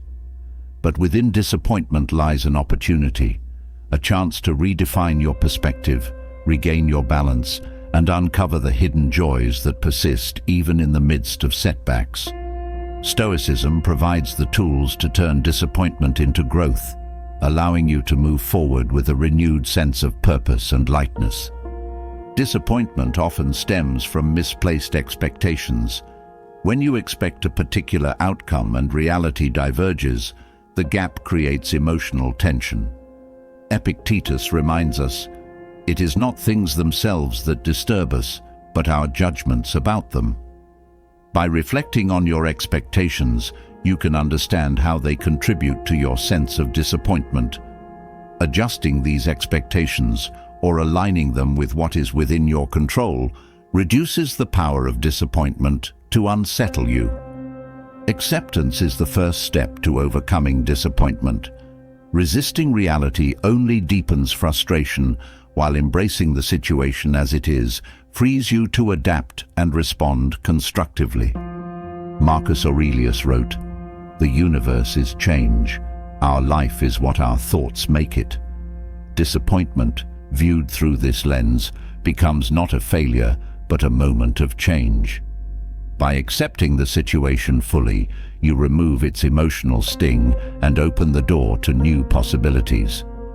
Reframing your perspective is a powerful Stoic practice for moving beyond disappointment. Instead of focusing on what was lost, shift your attention to what remains. Seneca encouraged looking for the good even in misfortune, saying, "What need is there to weep over parts of life? The whole of it calls for tears." This doesn't mean dismissing your feelings, but broadening your view to see the value and lessons hidden in setbacks. Reframing transforms disappointment into a stepping stone rather than a stumbling block.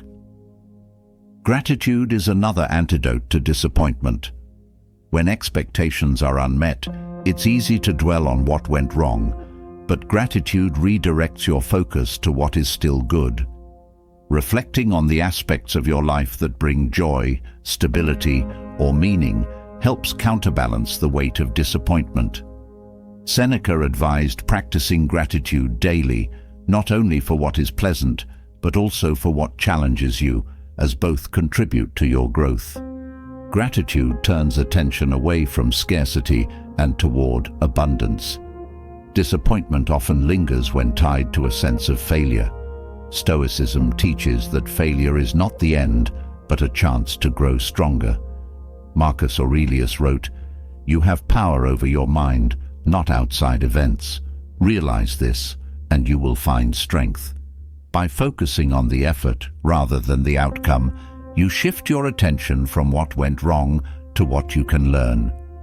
Failure becomes a teacher, and disappointment fades as its lessons emerge. Detachment from outcomes is central to overcoming disappointment. Many frustrations arise from clinging too tightly to specific results. Epictetus advised, "Do not seek to have events happen as you wish, but wish them to happen as they do." This mindset frees you from the burden of unmet expectations, allowing you to approach life with greater flexibility and peace. Detachment doesn't mean apathy. It means investing fully in the process while releasing the need for a particular outcome. Empathy toward yourself is essential in moments of disappointment. It's easy to spiral into self-criticism, blaming yourself for not achieving what you hoped. But Stoicism encourages treating yourself with the same compassion you would offer a friend. Reflect on the effort you made and the circumstances you faced, acknowledging your humanity. Seneca noted, "To err is human, but to persist in error is diabolical." Self-compassion creates space for learning and improvement rather than dwelling on regret. Disappointment often clouds your ability to see the bigger picture. Practicing perspective helps you place setbacks in context. Marcus Aurelius often reminded himself to look at life from a higher vantage point, saying, "When you arise in the morning, think of what a privilege it is to be alive, to think, to enjoy, to love." This view reveals that many disappointments, while painful in the moment, are small in the broader tapestry of life. Perspective reduces the weight of disappointment, making room for joy to return. Silence can be a powerful tool for processing disappointment. In the aftermath of a setback, the temptation to vent or seek validation can amplify negative feelings. Choosing silence allows you to reflect without external noise. Marcus Aurelius valued solitude as a way to connect with one's inner self, finding clarity and strength in stillness. Silence creates a buffer between the event and your response, enabling you to approach the situation with thoughtfulness. Disappointment often masks opportunities. What appears to be a door closing might be a redirection to something better. Stoicism teaches that obstacles often contain hidden benefits. Marcus Aurelius wrote, "The impediment to action advances action. What stands in the way becomes the way." By reframing disappointment as a signal to adjust your path, you transform it into a source of motivation. This shift in mindset fosters resilience and a sense of possibility. Journaling provides a structured way to process disappointment. Writing down your feelings and analyzing the situation helps uncover patterns and root causes. What expectations were unmet? Were they realistic? What can you learn from the experience? Journaling creates clarity, turning disappointment into insight. This practice aligns with the Stoic emphasis on reflection as a tool for growth. Purpose is another powerful counterbalance to disappointment. When you are deeply connected to a sense of purpose, setbacks feel less significant. Marcus Aurelius often reflected on his duty and the larger meaning of his actions, reminding himself to stay focused on his purpose regardless of obstacles. Aligning your actions with your values and long-term goals provides a steady foundation that withstands the turbulence of disappointment. Simplicity helps reduce the emotional impact of disappointment. The more you attach your happiness to complex plans or excessive desires, the greater the potential for frustration. Seneca advised, "He who needs little is never poor." By simplifying your expectations and focusing on what truly matters, you create a buffer against disappointment. This approach fosters a contentment that is less dependent on external circumstances. Disappointment is also an opportunity to practice resilience. Life's challenges strengthen your ability to endure and adapt. Marcus Aurelius wrote, "You have power over your mind, not outside events. Realize this, and you will find strength." Resilience grows with each setback you overcome, transforming disappointment into a foundation for future success. Finding joy after disappointment requires embracing impermanence.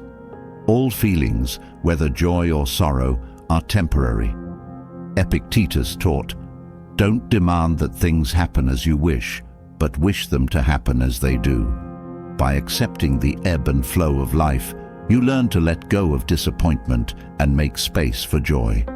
This perspective allows you to appreciate the present without being weighed down by the past. Overcoming disappointment with Stoic wisdom is not about denying the pain of setbacks, but about transforming how you respond to them.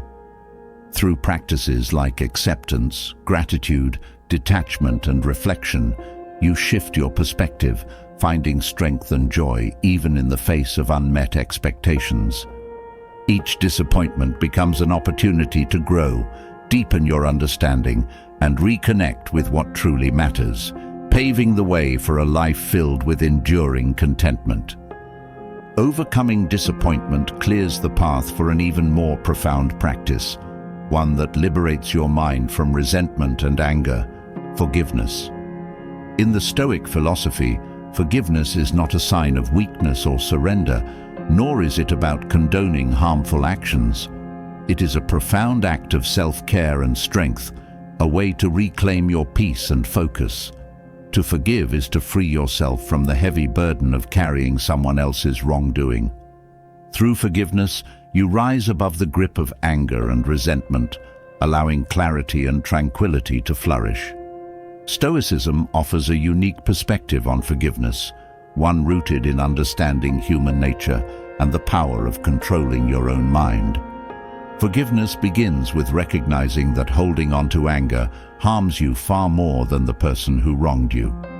Marcus Aurelius wrote, "When you are offended at someone's fault, turn to yourself and study your own failings. Then you will forget your anger." This advice shifts the focus inward, reminding you that everyone, including you, is flawed. By reflecting on your own mistakes, you soften the harsh judgment you might hold toward others. This doesn't excuse their behavior, but helps you understand that imperfection is a shared human experience. The Stoic approach to forgiveness is grounded in empathy. Understanding why someone acted a certain way helps dissolve the intense emotions tied to their actions. Seneca advised, "Whenever we are angered by someone's conduct, let us look into their hearts and their circumstances. Perhaps their behavior was driven by ignorance, fear, or pain. By seeking to understand their motives, you create room for compassion, which naturally leads to forgiveness." Compassion doesn't mean agreeing with their actions. It means recognizing their humanity. Another cornerstone of forgiveness in Stoicism is the dichotomy of control. Epictetus taught that you cannot control others' actions, only your response to them. Holding on to resentment is an attempt to change the past, an effort as futile as trying to hold back the tide. By accepting that what has happened cannot be undone, you release yourself from the struggle. Forgiveness becomes an act of reclaiming your energy, redirecting it toward what you can influence, your present and your future. Perspective is key to forgiveness. When someone wrongs you, the initial reaction often magnifies the event's significance. But stepping back and viewing the situation within the larger context of your life can reveal its true scale. Marcus Aurelius practiced the view from above, imagining himself looking down on the earth, seeing how small and fleeting individual conflicts are. This exercise helps you see that many grievances are not worth the emotional energy they consume. By putting the event into perspective, forgiveness becomes a logical and liberating choice. Forgiveness also requires humility.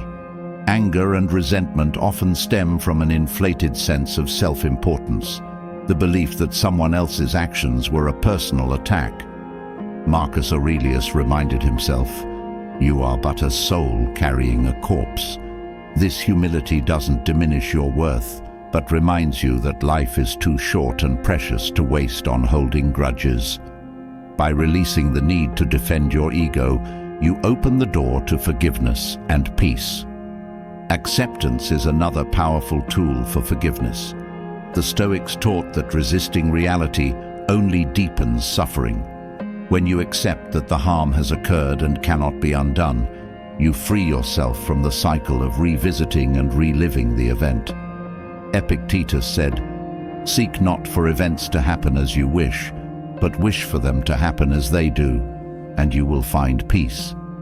Forgiveness is an act of aligning yourself with reality, letting go of the desire for things to have been different.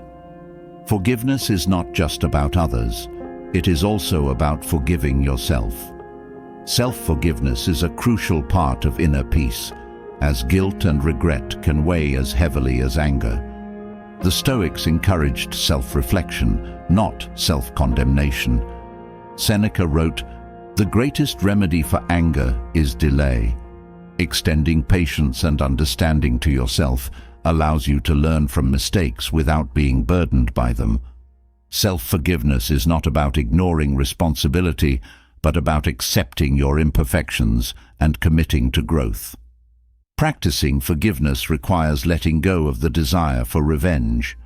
Anger often tempts you to retaliate, but Stoicism teaches that revenge does not heal wounds, it deepens them. Marcus Aurelius said, "The best revenge is not to be like your enemy." Choosing forgiveness over revenge preserves your integrity and keeps you aligned with your values. By refusing to act out of anger, you demonstrate true strength and control over your emotions. Silence and stillness are powerful practices for cultivating forgiveness. When emotions are high, stepping away from the situation allows you to reflect and regain clarity. Marcus Aurelius valued solitude as a means of connecting with one's inner self, saying, "Nowhere can man find a quieter or more untroubled retreat than in his own soul." Taking time for silence helps you process emotions and approach forgiveness with a calm and thoughtful mindset. Forgiveness also involves reframing the harm done to you. While the pain may be real, it doesn't have to define you. The Stoics taught that your interpretation of events determines their impact. Epictetus advised, "Men are disturbed not by things, but by the views they take of them." By reframing the event as a lesson or an opportunity for growth, you shift from a position of victimhood to one of empowerment. This shift makes forgiveness a natural step forward. Empathy extends beyond understanding others. It involves recognizing the interconnectedness of all people. Marcus Aurelius wrote, "What injures the hive injures the bee." By forgiving others, you contribute to a cycle of healing and harmony that benefits everyone. Forgiveness strengthens relationships and fosters a sense of unity, helping you find peace not only within yourself, but also with those around you. Forgiveness is not a one-time act, but an ongoing practice. Some wounds may require revisiting forgiveness multiple times as emotions resurface. The Stoics encouraged patience in all endeavors, including emotional healing. Seneca noted, "Time heals what reason cannot." Each step toward forgiveness strengthens your ability to let go, creating a habit of releasing anger and embracing peace. Another essential element of forgiveness is gratitude. Reflecting on what remains good in your life shifts your focus away from the harm done. Gratitude reminds you that no single event defines your existence. By appreciating the positive aspects of your life, you build resilience against the bitterness that resentment fosters. Gratitude and forgiveness work hand in hand, each reinforcing the other. Forgiveness is not about forgetting or condoning. It is about freeing yourself. Holding on to anger ties you to the person or event that harmed you, keeping you tethered to the past. By choosing forgiveness, you reclaim your power and move forward unburdened. Epictetus taught, "Freedom is the only worthy goal in life. It is won by disregarding things that lie beyond our control." Forgiveness is the ultimate act of freedom, a release from the grip of anger and pain. Through Stoic practices, forgiveness becomes a path to inner peace. It allows you to rise above anger, connect with your values, and cultivate a life of clarity and harmony. Forgiveness is not easy, but it is profoundly liberating. By embracing this practice, you reclaim your emotional well-being and create space for joy, connection, and growth.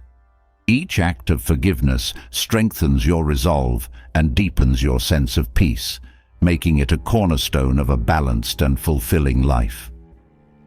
Forgiveness clears the heart of resentment, but it also opens the door for something transformative: gratitude. Where forgiveness lightens the emotional load, gratitude fills the space with warmth, perspective, and resilience. Anger thrives in a mindset focused on what is lacking or unfair, but gratitude shifts that focus.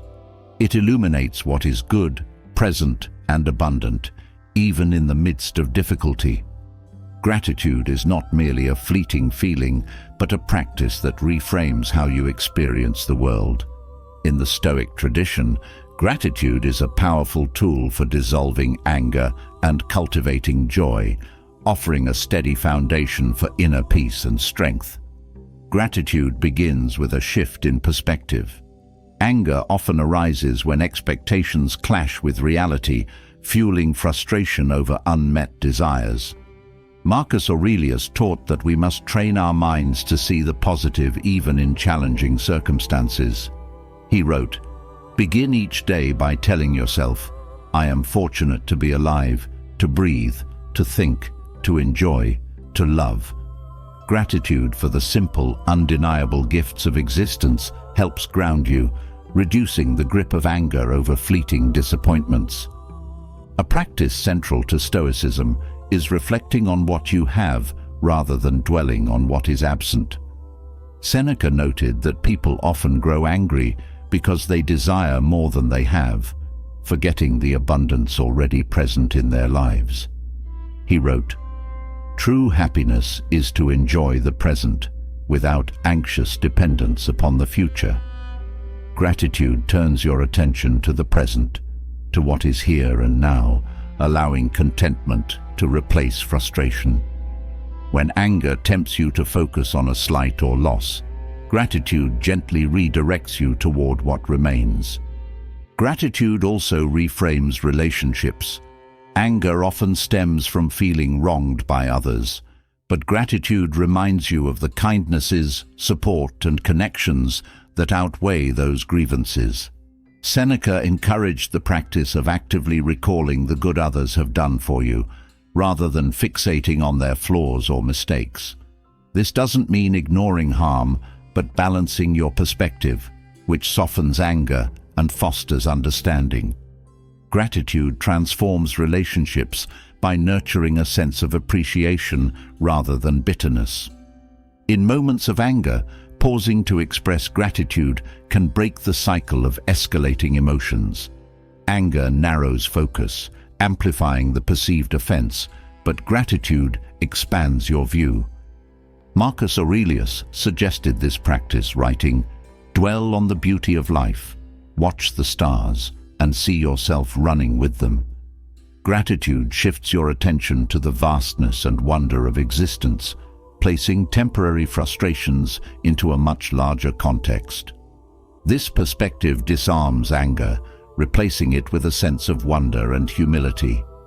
Stoicism also teaches the value of anticipating gratitude. Practicing premeditatio malorum, or the premeditation of misfortunes, helps you appreciate what you currently have by contemplating its potential absence. Epictetus advised, "Consider that everything you have is on loan from the universe to be returned at any time." This mindset fosters deep appreciation for even the most mundane aspects of life. When you view possessions, relationships, or health as temporary gifts, anger over their imperfections diminishes, replaced by gratitude for their presence. A specific Stoic exercise involves journaling gratitude daily. Writing down what you are thankful for creates a habit of recognizing goodness even on difficult days. Seneca suggested reflecting each evening on what went well, no matter how small. This ritual trains the mind to seek positive elements in any situation, gradually weakening anger's hold.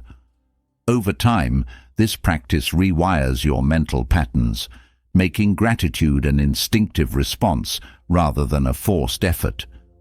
Gratitude is also a powerful tool for resilience. Anger often arises when challenges or setbacks feel overwhelming, but gratitude shifts the focus to your capacity to endure and overcome. Marcus Aurelius wrote, "What stands in the way becomes the way." Viewing obstacles through the lens of gratitude transforms them into opportunities for growth. Gratitude for your inner strength, resources, or the lessons embedded in hardship diminishes anger and fosters determination. Gratitude aligns closely with the Stoic principle of accepting what is beyond your control. Epictetus taught that anger often results from trying to change the unchangeable, while gratitude flourishes in acceptance. By focusing on what is good within your sphere of control, you replace the futile struggle against reality with appreciation for what you can influence. This shift not only reduces anger, but also cultivates a sense of empowerment and contentment. Gratitude for nature is another practice the Stoics valued. The natural world, with its rhythms and beauty, offers a constant source of perspective and peace. Marcus Aurelius often reflected on nature's order as a reminder of life's interconnectedness. By appreciating the simplicity of a sunrise, the resilience of a tree, or the flow of water, you connect with a sense of harmony that quiets anger and fosters gratitude. This practice draws attention away from human conflicts and toward the enduring patterns of the world. The act of expressing gratitude strengthens its impact. When you acknowledge others' contributions or kindness, you not only enhance your own sense of appreciation, but also nurture connections.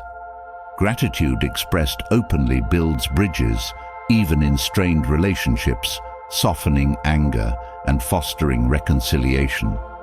Seneca wrote, "A benefit is estimated not by the magnitude of the gift, but by the gratitude of the receiver." Sharing gratitude multiplies its effects, creating a cycle of positivity that counteracts anger. Gratitude also extends to challenges themselves. While it may feel counterintuitive, reflecting on the lessons or growth opportunities within difficulties shifts your emotional response.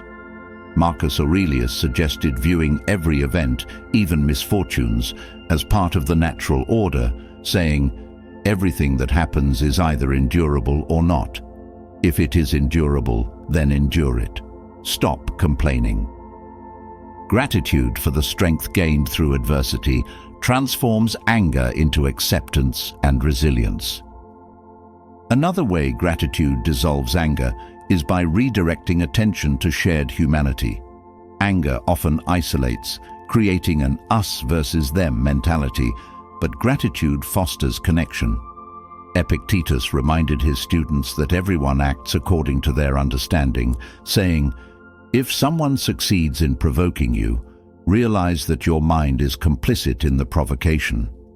Recognizing shared struggles and limitations encourages empathy, making it easier to replace anger with appreciation for the complexity of human experience. Practicing gratitude for life's transience also calms anger. Stoicism teaches that everything is fleeting, from possessions to relationships to life itself. Reflecting on this impermanence shifts focus from grievances to the value of the present moment. Epictetus advised, "Don't demand that things happen as you wish, but wish them to happen as they do." Gratitude for the impermanence of all things reminds you to cherish rather than resent, to appreciate rather than begrudge. Gratitude strengthens your sense of purpose. Anger often arises when you feel blocked or diverted from your goals, but gratitude reconnects you with what truly matters. Marcus Aurelius encouraged aligning actions with purpose, writing, "Waste no more time arguing about what a good man should be. Be one."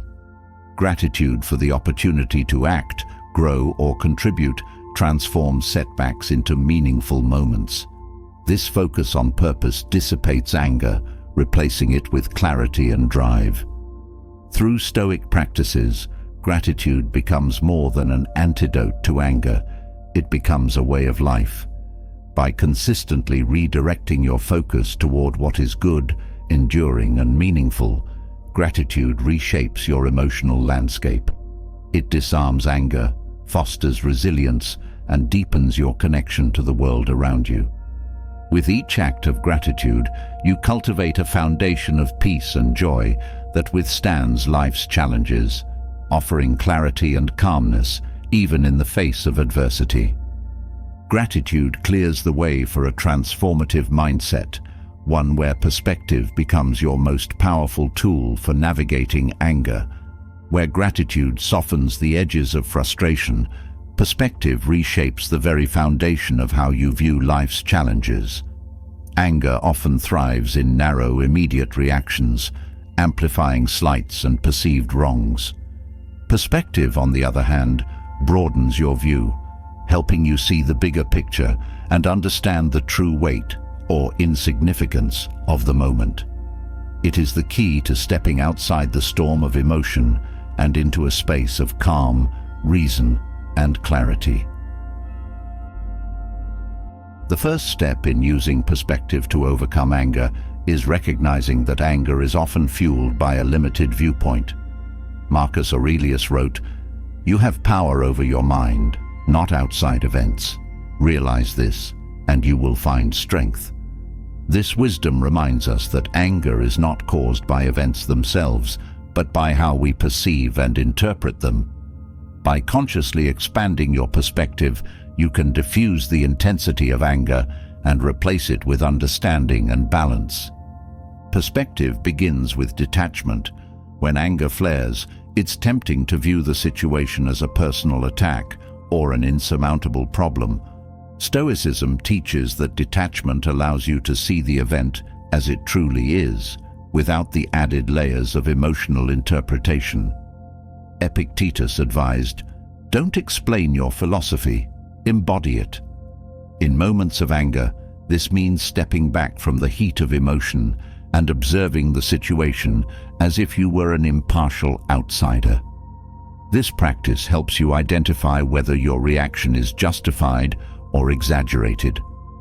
One effective Stoic exercise for cultivating perspective is the view from above. Marcus Aurelius often visualized himself looking down on the world, observing people and events from a great height. This mental exercise shrinks the perceived importance of individual conflicts, revealing them as small pieces of a much larger whole. By imagining the vastness of life, the universe, or even the passage of time, you gain a sense of proportion that weakens anger's grip. What feels overwhelming in the moment becomes manageable or even trivial when viewed from a broader perspective. Perspective also involves understanding the fleeting nature of life and emotions. Anger often feels all-consuming, but Stoicism teaches that both the cause of anger and the emotion itself are temporary. Marcus Aurelius reflected, "Time is like a river made up of the events which happen and a violent stream, for as soon as a thing has been seen, it is carried away, and another comes in its place." Recognizing the impermanence of anger helps you let it pass without clinging to it, just as you would let go of a leaf floating down a river. Another way perspective aids in overcoming anger is by highlighting the humanity of others. When someone wrongs you, anger often paints them as an adversary, exaggerating their faults and dismissing their struggles. Stoicism encourages empathy, reminding us that everyone acts based on their understanding and circumstances. Marcus Aurelius wrote, "Whenever someone has done wrong by you, immediately consider what notion of good or evil they had in doing it. By viewing their actions through the lens of their experiences and limitations, you soften your anger and make room for understanding." Perspective also involves separating what is within your control from what is not. Anger often arises from attempting to control the uncontrollable, such as other people's actions or external events. Epictetus taught, "Make the best use of what is in your power and take the rest as it happens." This principle helps you focus on your response rather than the trigger, empowering you to maintain calm even in challenging situations. By shifting your perspective to what you can influence, you free yourself from the frustration of trying to change what you cannot. Reframing is another powerful tool for altering perspective. When faced with a situation that provokes anger, consider alternative interpretations. For example, instead of viewing someone's rude behavior as an attack, you might see it as a reflection of their stress or pain. Seneca wrote, "We are more often frightened than hurt, and we suffer more in imagination than in reality." Reframing shifts your focus from blame to curiosity, helping you understand rather than react. Perspective also teaches you to question the significance of the event. Marcus Aurelius often asked himself whether a situation would matter in the grand scheme of things, or even in a week's time. By considering the long-term impact, you reduce the immediate emotional charge of the event. Many provocations lose their power when viewed through the lens of time, making it easier to let go of anger. Gratitude and perspective are deeply interconnected. While gratitude focuses on appreciating what is good, perspective reminds you to weigh what is truly important. When anger tempts you to dwell on a perceived wrong, shifting to gratitude for what remains good balances your emotional state. This combination allows you to see the situation in a more nuanced and constructive way, reducing the intensity of anger. Perspective also involves recognizing the role of ego in anger. Many conflicts arise from a bruised sense of pride or an exaggerated sense of self-importance. Marcus Aurelius advised, "When you are offended at someone's fault, turn to yourself and study your own failings. Then you will forget your anger. By acknowledging your own imperfections, you release the need to hold others to unrealistic standards, making it easier to forgive and move forward. Another aspect of perspective is understanding the universality of human struggles. Anger often feels isolating, as though the situation is uniquely unfair or difficult. Stoicism teaches that all people face challenges and disappointments. Marcus Aurelius wrote, "Nothing happens to anyone that he is not fitted by nature to bear."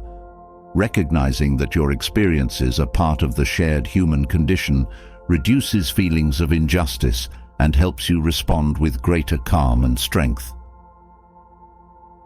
Silence and reflection are essential for cultivating perspective. In the heat of anger, immediate reactions often cloud judgment and escalate conflict. Choosing silence gives you time to reflect and reframe the situation. Seneca noted, "Silence at the proper season is wisdom and better than any speech." This pause creates space for perspective to emerge, allowing you to respond thoughtfully rather than impulsively. Perspective also involves focusing on solutions rather than problems. Anger often fixates on what went wrong, but a shift in focus toward what can be done fosters a sense of agency and hope. Marcus Aurelius advised, "You have power over your mind, not outside events. Realize this, and you will find strength." By directing your energy toward constructive action, you dissolve anger and replace it with purpose. Practicing the Stoic principle of aligning with nature fosters perspective. Life is full of challenges, but they are part of the natural order. Epictetus taught that accepting this truth helps you approach difficulties with equanimity rather than resistance. Viewing obstacles as opportunities for growth rather than disruptions strengthens your ability to navigate them with calm and clarity. Through the lens of Stoicism, perspective is not just a tool for overcoming anger. It is a way of seeing the world that fosters resilience, understanding, and peace. By broadening your view, questioning assumptions, and focusing on what truly matters, you transform anger into insight and strength. With each practice, perspective becomes a natural response, illuminating a path of calmness and wisdom through life's challenges. Perspective allows you to reframe situations, reducing anger and revealing opportunities for growth. But nowhere is this more transformative than in the face of criticism. Criticism, whether gentle feedback or harsh judgment, often provokes a defensive reaction, stirring feelings of anger, embarrassment, or self-doubt. Yet Stoicism teaches that criticism can be one of the most valuable tools for self-improvement. By shifting focus from the emotional sting to the underlying insight, you can transform criticism into a stepping stone toward growth and mastery. The first step in handling criticism is separating the feedback from the ego. Marcus Aurelius wrote, "If someone is able to show me that what I think or do is not right, I will happily change, for I seek the truth, by which no one was ever truly harmed." This mindset emphasizes the pursuit of truth over the need to protect one's pride. When you approach criticism with humility, you open yourself to learning and improvement rather than becoming mired in defensiveness. Criticism often feels personal, but Stoicism reminds us that it reflects the critic's perspective, not an absolute truth. Epictetus said, "It is not what happens to you, but how you react to it that matters." This principle helps you view criticism objectively, analyzing its content without attaching unnecessary emotional weight. By focusing on the substance of the feedback rather than its tone or delivery, you can discern whether it holds value and apply it constructively. One way to transform criticism into growth is by practicing self-reflection. After receiving feedback, take time to evaluate its validity. Marcus Aurelius often examined his own thoughts and actions, asking whether they aligned with his principles. Criticism provides an opportunity to do the same. Ask yourself whether the feedback highlights a genuine area for improvement or stems from misunderstanding. This process not only refines your self-awareness, but also reduces the emotional intensity of the critique. Gratitude can also play a role in responding to criticism. Seneca wrote, "A gift consists not in what is done or given, but in the intention of the giver." When someone offers constructive criticism, it is often a sign of care or investment in your growth. Even harsh or poorly delivered feedback can contain useful insights if approached with the right mindset. Expressing gratitude for the opportunity to learn rather than resenting the critique shifts your focus to its potential benefits.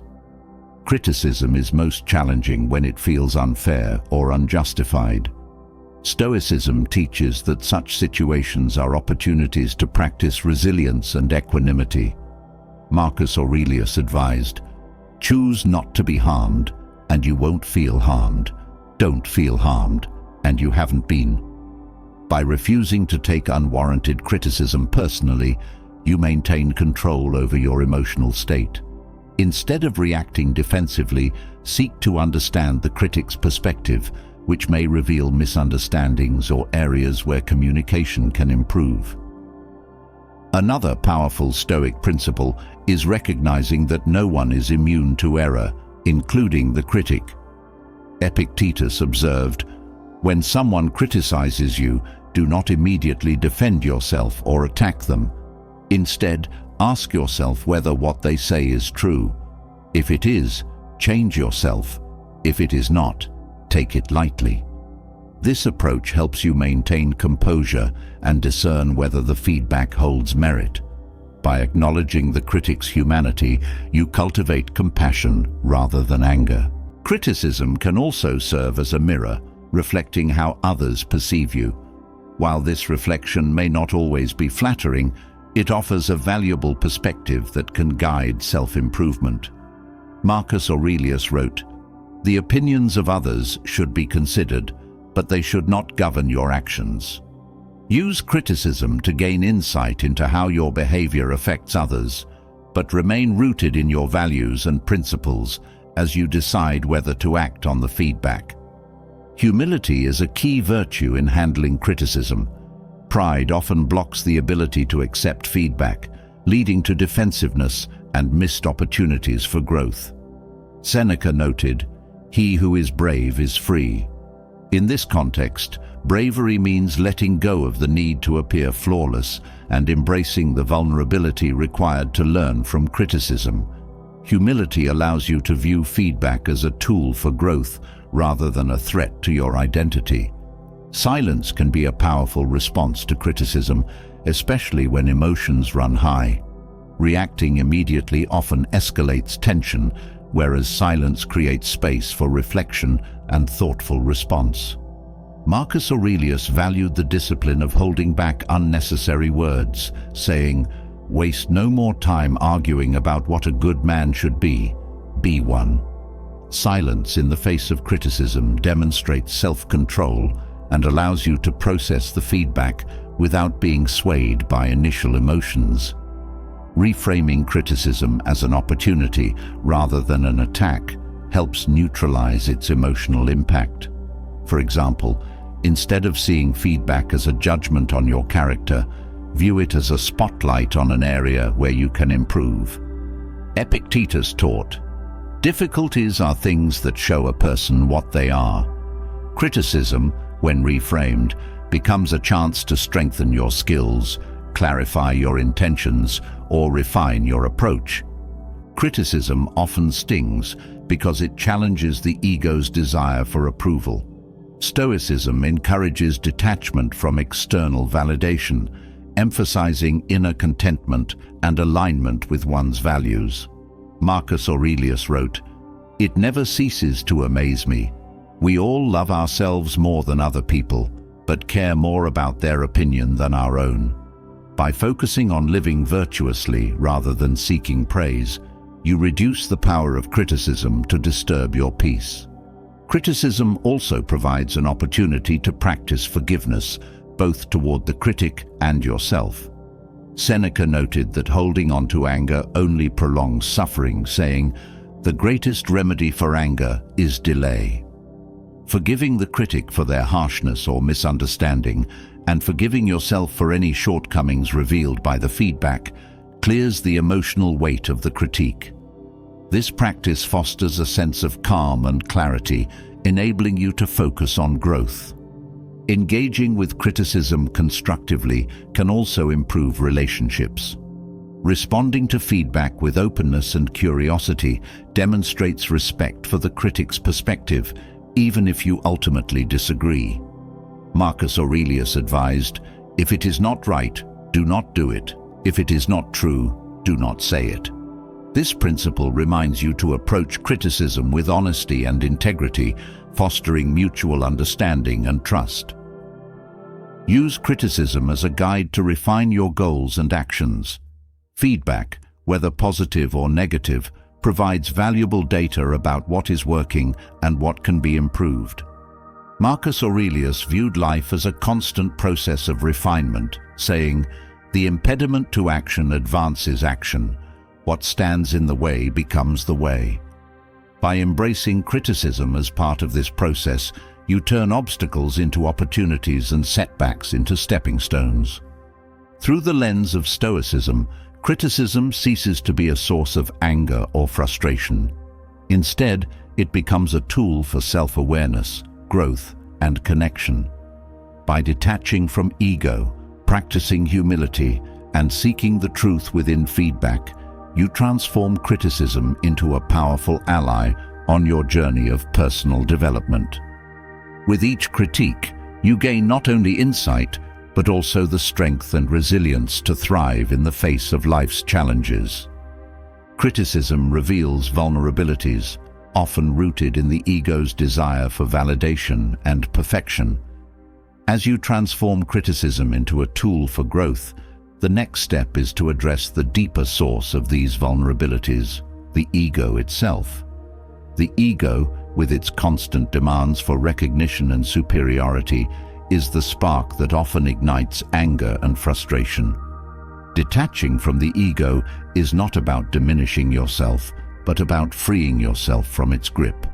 It's about stepping outside the need for approval or control and finding peace in humility and self-awareness. This journey toward detachment unlocks a profound sense of freedom, enabling you to navigate life's challenges with grace and resilience. The ego thrives on the illusion of control and the need for external validation. When these are threatened, it reacts with defensiveness, anger, or frustration. Epictetus wrote, "If you want to improve, be content to be thought foolish and stupid." This profound statement invites you to let go of the ego's need to always appear correct or superior. Embracing humility disarms the ego's defensiveness, allowing you to respond to challenges with calmness and clarity rather than emotional reactivity. Freedom through detachment begins with self-awareness. Marcus Aurelius encouraged examining your thoughts and actions to identify where the ego might be at play. He wrote, "You have power over your mind, not outside events. Realize this, and you will find strength." Recognizing when your reactions are ego-driven is the first step toward mastering them. For instance, anger over a perceived slight often stems from the ego's desire to be treated with respect. By stepping back and observing this reaction, you can choose to respond with reason instead of emotion. The ego often confuses self-worth with external achievements or status. Stoicism teaches that true worth comes from living virtuously and in alignment with your principles, not from what others think or how much you achieve. Seneca reminded us, "What progress have I made? I am beginning to be my own friend." Detachment from the ego involves redefining success as internal growth rather than external recognition, freeing you from the constant chase for validation. Detachment requires accepting imperfection. The ego resists this, striving to create an image of flawlessness that often leads to frustration and anger when reality doesn't align. Marcus Aurelius observed, "Accept the things to which fate binds you, and love the people with whom fate brings you together, but do so with all your heart." This acceptance extends to yourself, allowing you to let go of the ego's unrealistic standards and embrace your humanity. When you no longer fear imperfection, the pressure to defend or justify yourself diminishes, creating space for peace. Practicing gratitude weakens the ego's hold. The ego focuses on what is lacking or unfair, while gratitude shifts attention to what is present and good. By cultivating a sense of appreciation for the simple and profound aspects of life, you diminish the ego's influence. Epictetus taught, "He is a wise man who does not grieve for the things which he has not, but rejoices for those which he has." Gratitude grounds you in the present, reducing the ego's tendency to dwell on past slights or future desires. The ego often ties identity to roles, possessions, or relationships, creating attachments that lead to suffering when they are threatened or lost. Detachment involves recognizing that these external factors do not define your essence. Marcus Aurelius wrote, "You could leave life right now. Let that determine what you do and say and think." This perspective encourages you to focus on the core of who you are, your values, intentions, and actions, rather than on transient externalities. Detachment from the ego fosters forgiveness. When the ego is in control, it clings to grudges, interpreting them as threats to self-worth. By letting go of the ego's need for retribution, you open the door to forgiveness, both for others and yourself. Seneca noted, "To forgive is not weakness, it is strength." Detachment from ego-driven anger allows you to release resentment and find freedom in peace. The practice of silence strengthens detachment. The ego often seeks to dominate conversations, assert opinions, or defend itself against perceived slights. Marcus Aurelius valued silence as a discipline that fosters inner strength, saying, "Nowhere can man find a quieter or more untroubled retreat than in his own soul." Choosing silence in moments of conflict or criticism creates space for reflection and prevents the ego from escalating tensions. Reframing challenges as opportunities for growth weakens the ego's grip. The ego views obstacles as threats to its image or control, but Stoicism teaches that they are essential for developing resilience and wisdom. Epictetus said, "Difficulties are things that show a person what they are." By embracing challenges as part of life's natural flow, you detach from the ego's resistance and approach difficulties with curiosity and courage. The ego often fosters comparisons, fueling envy or pride. Detachment involves recognizing the futility of measuring yourself against others. Marcus Aurelius advised, "Do not waste the remaining part of your life in thoughts about others when you do not refer your thoughts to some object of common utility." Focusing on your own growth and values liberates you from the ego's need to compete or compare, allowing you to find contentment within. Empathy toward others helps dissolve the ego's barriers. When you view others through the lens of understanding and compassion, the ego's tendency to judge or belittle diminishes. Seneca wrote, "Wherever there is a human being, there is an opportunity for kindness." Empathy shifts focus from the self to the shared human experience, creating connections that transcend the ego's isolating tendencies. Detachment from ego fosters resilience. The ego seeks to avoid discomfort or failure, but Stoicism teaches that these experiences are essential for growth. Marcus Aurelius observed, "The impediment to action advances action. What stands in the way becomes the way." By embracing setbacks as opportunities rather than threats, you develop a strength that is unshaken by life's challenges. Practicing voluntary discomfort weakens the ego's attachment to comfort and control. By deliberately stepping outside your comfort zone, you train yourself to face difficulties with equanimity. Epictetus encouraged this practice, saying, "Make it your habit not to be distracted by the multitude of things." Detachment from the ego's demands for ease builds resilience and fosters freedom from unnecessary desires. Detachment from ego aligns with the Stoic principle of living in harmony with nature. Life is unpredictable and often uncontrollable, and the ego's attempts to dominate or resist this reality lead to frustration. Marcus Aurelius wrote, "Adapt yourself to the life you have been given, and truly love the people with whom destiny has surrounded you." Accepting life's flow and embracing your role within it dissolves the ego's resistance, creating a sense of peace and alignment. Through the practice of detachment, the ego ceases to be a source of anger or frustration. Instead, it becomes a guide for self-awareness and growth. By embracing humility, gratitude, and acceptance, you free yourself from the ego's chains and discover the profound sense of freedom that comes from living authentically and at peace with the world. Detachment from the ego brings a profound sense of freedom, but to fully harness this freedom, another skill must be cultivated: the power of silence. In a world filled with noise and impulsive reactions, silence stands as a beacon of wisdom and self-control. It is not merely the absence of words, but a deliberate choice to pause, reflect, and act with clarity. Silence holds the potential to transform conflicts, misunderstandings, and emotional upheavals into opportunities for growth and understanding. It is the ultimate Stoic tool for responding to life's challenges with wisdom rather than emotion. The first power of silence lies in its ability to create space. When faced with provocation, the immediate impulse is to react, often fueled by anger or defensiveness.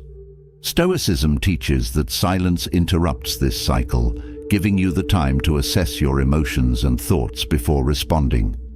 Epictetus advised, "First learn the meaning of what you say, and then speak." This wisdom highlights the importance of thoughtful communication over hasty words, which often escalate tensions rather than resolve them. Silence also acts as a mirror, reflecting the true nature of the situation. In moments of conflict, emotions can distort perception, amplifying offenses and fueling misunderstandings. By choosing silence, you allow emotions to settle, revealing the situation's actual scale and significance. Marcus Aurelius wrote, "If you are distressed by anything external, the pain is not due to the thing itself, but to your estimate of it." Silence provides the clarity needed to re-evaluate your perspective, diminishing the emotional charge of the moment. In interactions with others, silence demonstrates strength and composure. While loud words often signal insecurity or desperation, silence conveys confidence and control. Seneca observed, "Speech is a mirror of the soul. As a man speaks, so is he." By choosing silence, you project an image of self-mastery, which can de-escalate conflicts and inspire respect.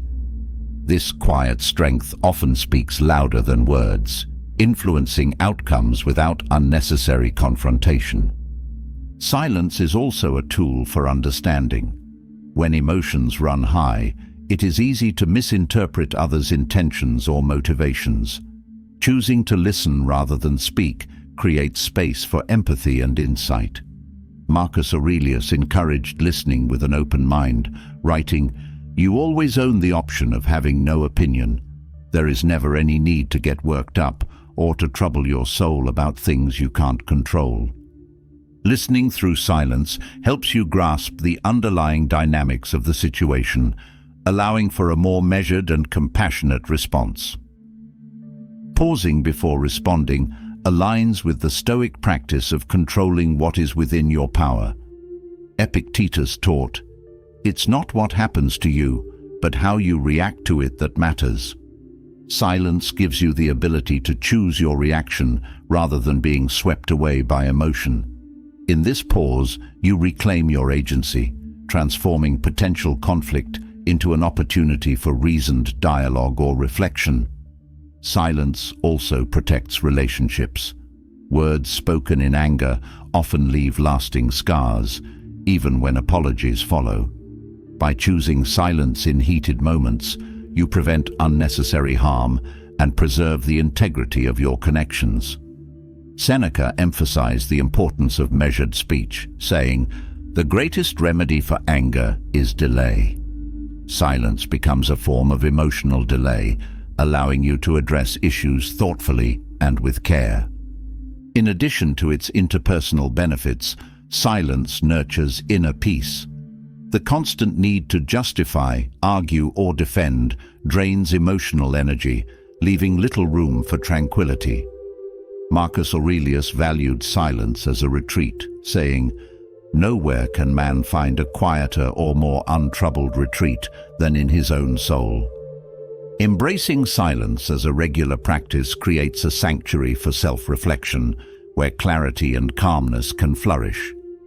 The power of silence extends to observation.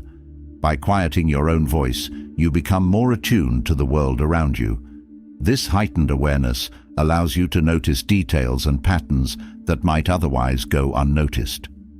Marcus Aurelius often reflected on the interconnectedness of all things, writing, "Observe always that everything is the result of change, and get used to thinking that there is nothing nature loves so well as to change existing forms." Silence fosters this mindfulness, enhancing your ability to respond thoughtfully to life's inevitable changes. Silence also strengthens resilience. When provoked, reacting with silence requires discipline and self-control. Epictetus noted, "No man is free who is not master of himself." Choosing silence in challenging moments builds this mastery, making it easier to remain composed in future trials. Over time, this practice fortifies your emotional resilience, allowing you to face adversity with unwavering calmness. One of the most profound aspects of silence is its ability to reveal truth. Words often obscure understanding, layering opinions and emotions over reality. Silence strips away these layers, allowing the essence of the situation to emerge. Marcus Aurelius advised, "Do not be perturbed, for all things are according to the nature of the universal law." In silence, you connect with this universal law, gaining insight that transcends immediate circumstances. Silence is not passive, but active. It requires effort and intention to hold back words, especially in moments of tension or provocation. Seneca described this discipline as an art, saying, "Let us avoid all unseasonable language. Speech that is overfree and unrestrained leads to all manner of indiscretions." Mastering this art transforms silence into a powerful form of communication, one that conveys thoughtfulness and respect. In relationships, silence fosters deeper connections. By listening attentively and refraining from interrupting, you show genuine interest in others' perspectives. This act of quiet presence strengthens bonds, creating a foundation of trust and understanding. Marcus Aurelius encouraged this approach, writing, "Kindness is invincible, provided it is sincere, not fawning or pretended." Silence, when coupled with kindness, becomes a tool for building harmony and mutual respect. Practicing silence also aligns with the Stoic principle of living in harmony with nature. Nature operates without words, relying on rhythms, patterns, and cycles to sustain itself. By embracing silence, you mirror this natural balance, finding peace in the simplicity of being rather than the complexity of constant expression. Marcus Aurelius reflected, "Nature does not hurry, yet everything is accomplished." Silence allows you to embody this patience and flow. The transformative power of silence lies in its ability to create space for reflection, understanding, and growth. It interrupts the cycle of reactive emotion, offering clarity and perspective in its place. Through silence, you cultivate a sense of mastery over yourself and your interactions, turning challenges into opportunities for wisdom and peace. With each deliberate pause, silence becomes not an absence, but a presence, one that speaks volumes in its quiet strength. Silence teaches the value of holding space for clarity and restraint, allowing wisdom to emerge from stillness. This practice, when combined with a deeper understanding of impermanence, becomes a powerful means to dissolve anger. Anger feeds on the illusion of permanence, on the belief that what we possess, expect, or experience should endure unchanged. Yet life, by its very nature, is a continuous flow of transformation. Accepting this truth offers a path to profound peace, freeing you from the grip of attachment and the turmoil it creates. Impermanence is not an abstract concept, but a reality we encounter daily. Relationships, possessions, achievements, and even the seasons of our lives are in constant flux. Marcus Aurelius reminded himself, "Everything you see will soon alter and cease to exist." This insight is not meant to evoke despair, but to cultivate a mindset of appreciation and balance. When you accept that nothing lasts forever, anger loses its power, as much of it stems from resistance to inevitable change. Attachment is at the root of many emotional disturbances. You grow attached to people, outcomes, or ideas, and when they shift or slip away, anger arises as a defense against loss. Epictetus taught, "Do not seek for things to happen as you wish, but wish for things to happen as they do, and you will find peace." Detaching from rigid expectations about permanence helps you navigate life's uncertainties with grace. Instead of clinging to what is passing, you learn to flow with change, releasing anger born from unmet desires. Impermanence also offers the gift of perspective. When faced with anger, stepping back to reflect on the temporary nature of the situation can shift your emotional response. Marcus Aurelius often reminded himself of the fleeting nature of both joys and troubles, writing, "When you arise in the morning, think of what a privilege it is to be alive, to think, to enjoy, to love." Recognizing that time erodes even the sharpest pain helps soften anger, replacing it with a sense of calm acceptance. Another key lesson of impermanence is the understanding that life's challenges, no matter how overwhelming they may feel, are not permanent fixtures. Seneca wrote, "No man is crushed by misfortune unless he has first been deceived by prosperity." This wisdom invites you to see setbacks as part of the natural ebb and flow of existence. When you stop expecting unchanging stability, anger gives way to adaptability, and the pain of loss transforms into the opportunity for renewal. Practicing gratitude is a powerful way to embrace impermanence. Gratitude shifts your focus from what you might lose to what you currently have, fostering a sense of presence and appreciation. When you cherish each moment as fleeting, anger over what is missing or changing diminishes. Epictetus encouraged this mindset, saying, "He is a wise man who does not grieve for the things which he has not, but rejoices for those which he has." Gratitude anchors you in the present, where impermanence becomes a source of wonder rather than frustration. Impermanence also teaches resilience. By acknowledging that change is inevitable, you build a mental and emotional foundation that can weather life's storms. Marcus Aurelius observed, "The impediment to action advances action. What stands in the way becomes the way." Challenges, viewed through the lens of impermanence, become stepping stones rather than barriers. This perspective reduces anger's intensity as you learn to adapt and grow rather than resist. Detachment from material possessions is another important practice. Possessions are often viewed as extensions of identity or stability, yet their impermanence is undeniable. Seneca advised, "Wealth consists not in having great possessions, but in having few wants." Letting go of attachment to material things reduces the anger and frustration that arise from their loss or damage.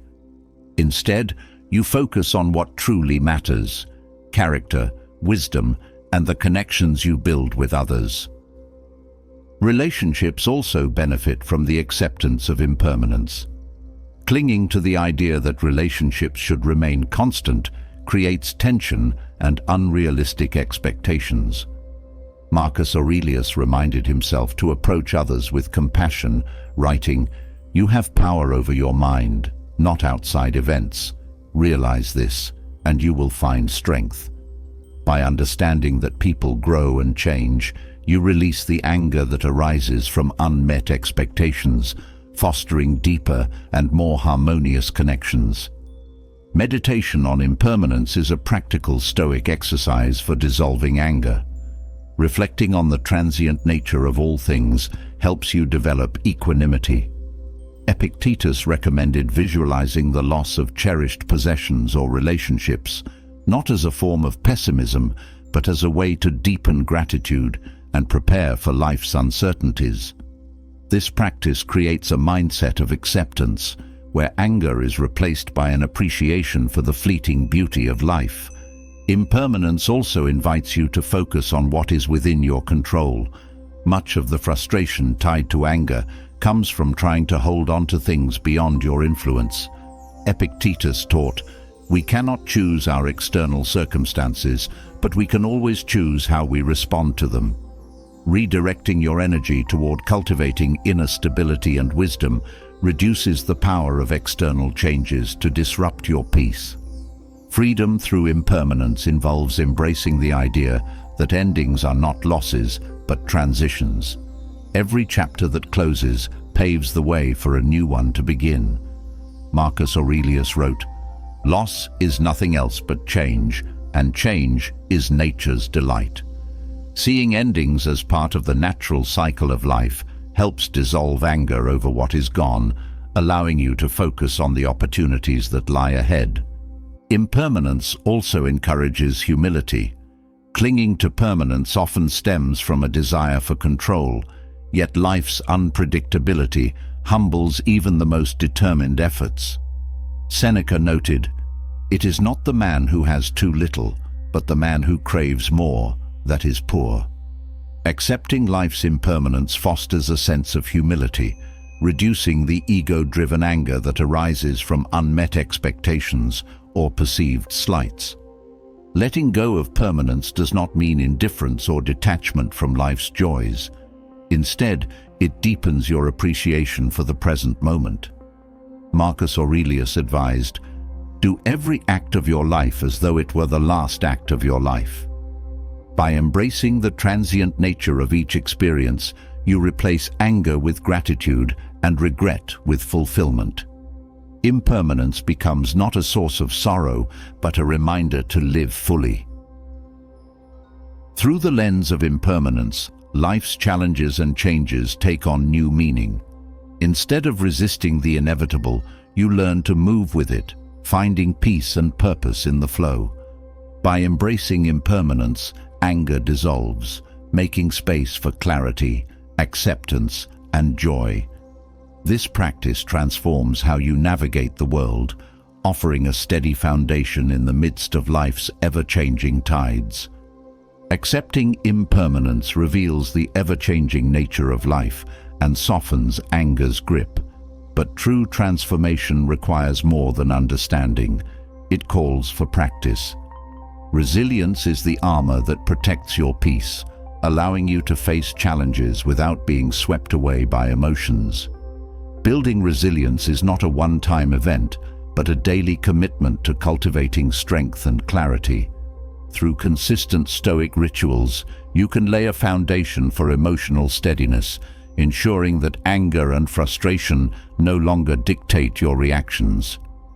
Resilience begins with preparing your mind each morning. Marcus Aurelius advised, "When you wake up in the morning, tell yourself, 'The people I deal with today will be meddling, ungrateful, arrogant, dishonest, jealous, and surly. They are like this because they cannot distinguish between good and evil.'" Starting the day with this reflection equips you to face difficult interactions with calmness and understanding. Acknowledging potential challenges beforehand reduces the shock of encountering them, making it easier to respond with patience rather than anger. Daily morning reflections also involve setting intentions for how you wish to act. Epictetus taught, "First say to yourself what you would be, and then do what you have to do." This practice ensures that your actions align with your values rather than being dictated by fleeting emotions. By taking a few moments each morning to visualize how you want to navigate your day with patience, kindness, or discipline, you create a mental roadmap for maintaining composure. Another key practice is journaling. Writing down your thoughts and emotions helps clarify what drives them, revealing patterns that might otherwise go unnoticed. Seneca often used writing to reflect on his experiences and refine his responses, saying, "As is a tale, so is life. Not how long it is, but how good it is what matters." Journaling serves as a tool for self-awareness, helping you identify triggers for anger and develop strategies to handle them with grace. Evening reviews are equally important in building resilience. At the end of each day, reflect on your actions and assess where you succeeded or faltered in maintaining emotional balance. Marcus Aurelius frequently practiced this, examining whether he lived up to his principles and how he could improve. This review is not about self-criticism, but about learning and growing. By acknowledging your progress and areas for improvement, you strengthen your emotional foundation. Resilience also involves practicing gratitude regularly. Anger often stems from focusing on what is wrong, while gratitude shifts attention to what is right. Epictetus emphasized the importance of appreciating what you have, saying, "He is a wise man who does not grieve for the things which he has not, but rejoices for those which he has." Gratitude reframes your perspective, reducing the intensity of anger and fostering a sense of contentment. Stoic meditation on control is another daily ritual that fortifies resilience. Reflecting on what lies within your power and what does not helps you focus your energy on what truly matters. Marcus Aurelius wrote, "You have power over your mind, not outside events. Realize this, and you will find strength." This practice builds a mental boundary between you and external circumstances, reducing the likelihood of being overwhelmed by anger. Another daily practice is voluntary discomfort. Deliberately stepping outside your comfort zone helps you build tolerance for adversity, making you less reactive to unexpected challenges. Seneca recommended this exercise, saying, "Set aside a certain number of days, during which you shall be content with the scantiest and cheapest fare, with coarse and rough dress, saying to yourself all the while, 'Is this the condition that I feared?'" By facing discomfort willingly, you prepare yourself to handle difficulties with calmness and resilience. Mindful breathing is a simple yet powerful tool for emotional regulation. Controlled breathing slows down your physiological response to stress, allowing you to regain composure before reacting. Epictetus advised, "Make it your habit not to be distracted by the multitude of things. Focusing on your breath anchors you in the present moment, helping you respond thoughtfully rather than impulsively." Practicing kindness and understanding is another way to build resilience. Marcus Aurelius encouraged treating others with compassion, saying, "Whenever you are about to find fault with someone, ask yourself the following question: what fault of mine most nearly resembles the one I am about to criticize?" This mindset shifts your focus from anger to empathy, strengthening your ability to handle interpersonal challenges with grace. Resilience also grows through consistent reflection on mortality. Acknowledging life's brevity helps you let go of trivial frustrations and focus on what truly matters. Seneca wrote, "Let us prepare our minds as if we'd come to the very end of life. Let us postpone nothing." By keeping mortality in mind, you cultivate a sense of urgency to live virtuously, leaving no room for anger to dominate your thoughts. Another practice is framing obstacles as opportunities. Marcus Aurelius famously wrote, "The impediment to action advances action. What stands in the way becomes the way." Viewing challenges as stepping stones rather than barriers transforms your relationship with adversity. This shift in perspective not only reduces anger, but also builds confidence in your ability to overcome difficulties.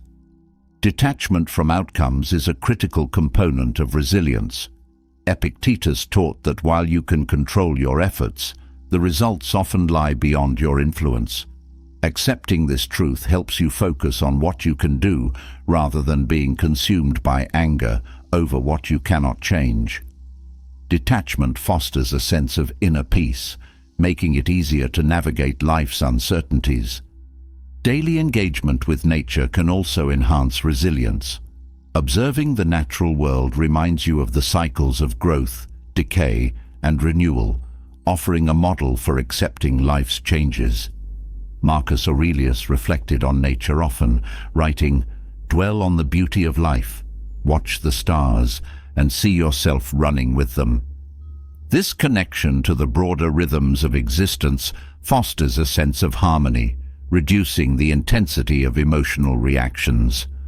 Silence and solitude are additional practices that support emotional resilience. Taking time each day for quiet reflection allows you to process your thoughts and emotions without external distractions. Seneca valued solitude, saying, "It is in times of security that the spirit should be preparing itself for difficult times." Silence creates a space for inner strength to develop, ensuring that you remain steady in the face of challenges. Acts of service further strengthen resilience. Helping others shifts your focus outward, reducing the self-centered perspective that often fuels anger. Marcus Aurelius believed in the interconnectedness of all people, writing, "What injures the hive injures the bee." By contributing to the well-being of others, you cultivate a sense of purpose and perspective that diminishes anger's hold. Resilience is not about avoiding challenges, but about learning to thrive within them. Each daily practice, reflection, gratitude, voluntary discomfort, mindful breathing, and more, builds your capacity to face adversity with equanimity.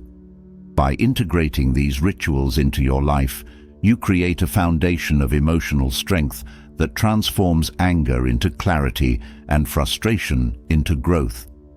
These practices are not quick fixes, but enduring tools, offering peace and balance in the ever-changing landscape of life.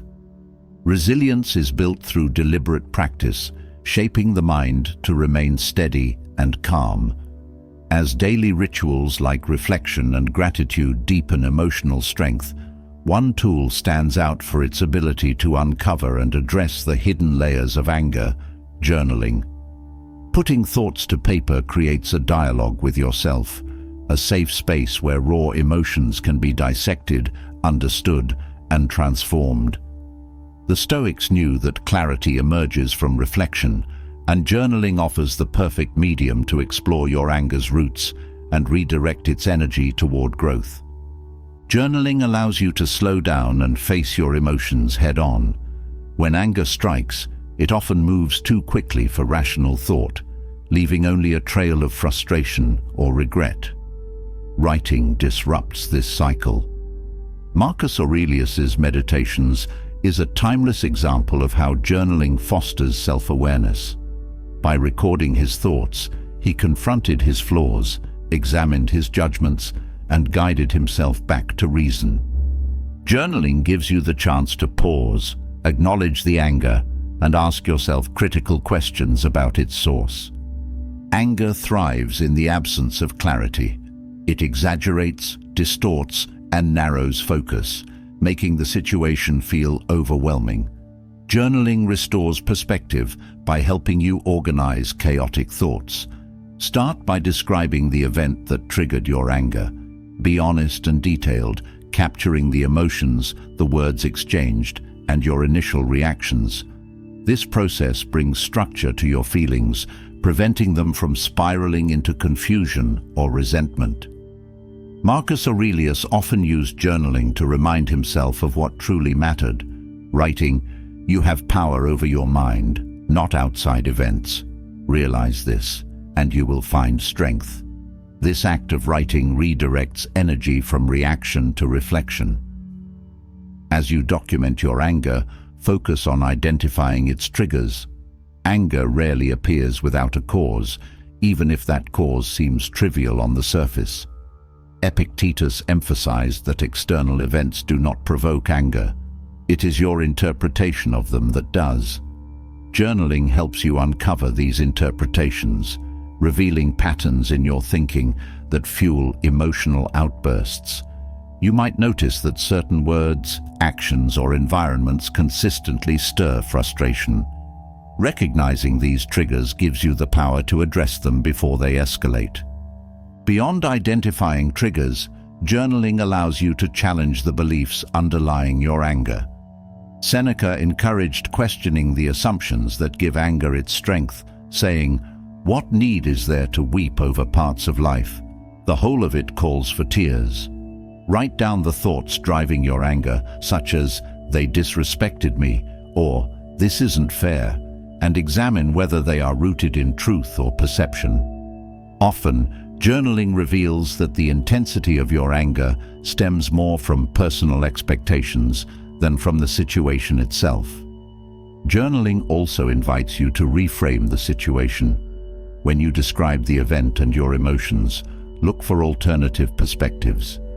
Marcus Aurelius frequently reminded himself to view events through the lens of nature, seeing them as part of life's flow rather than personal affronts.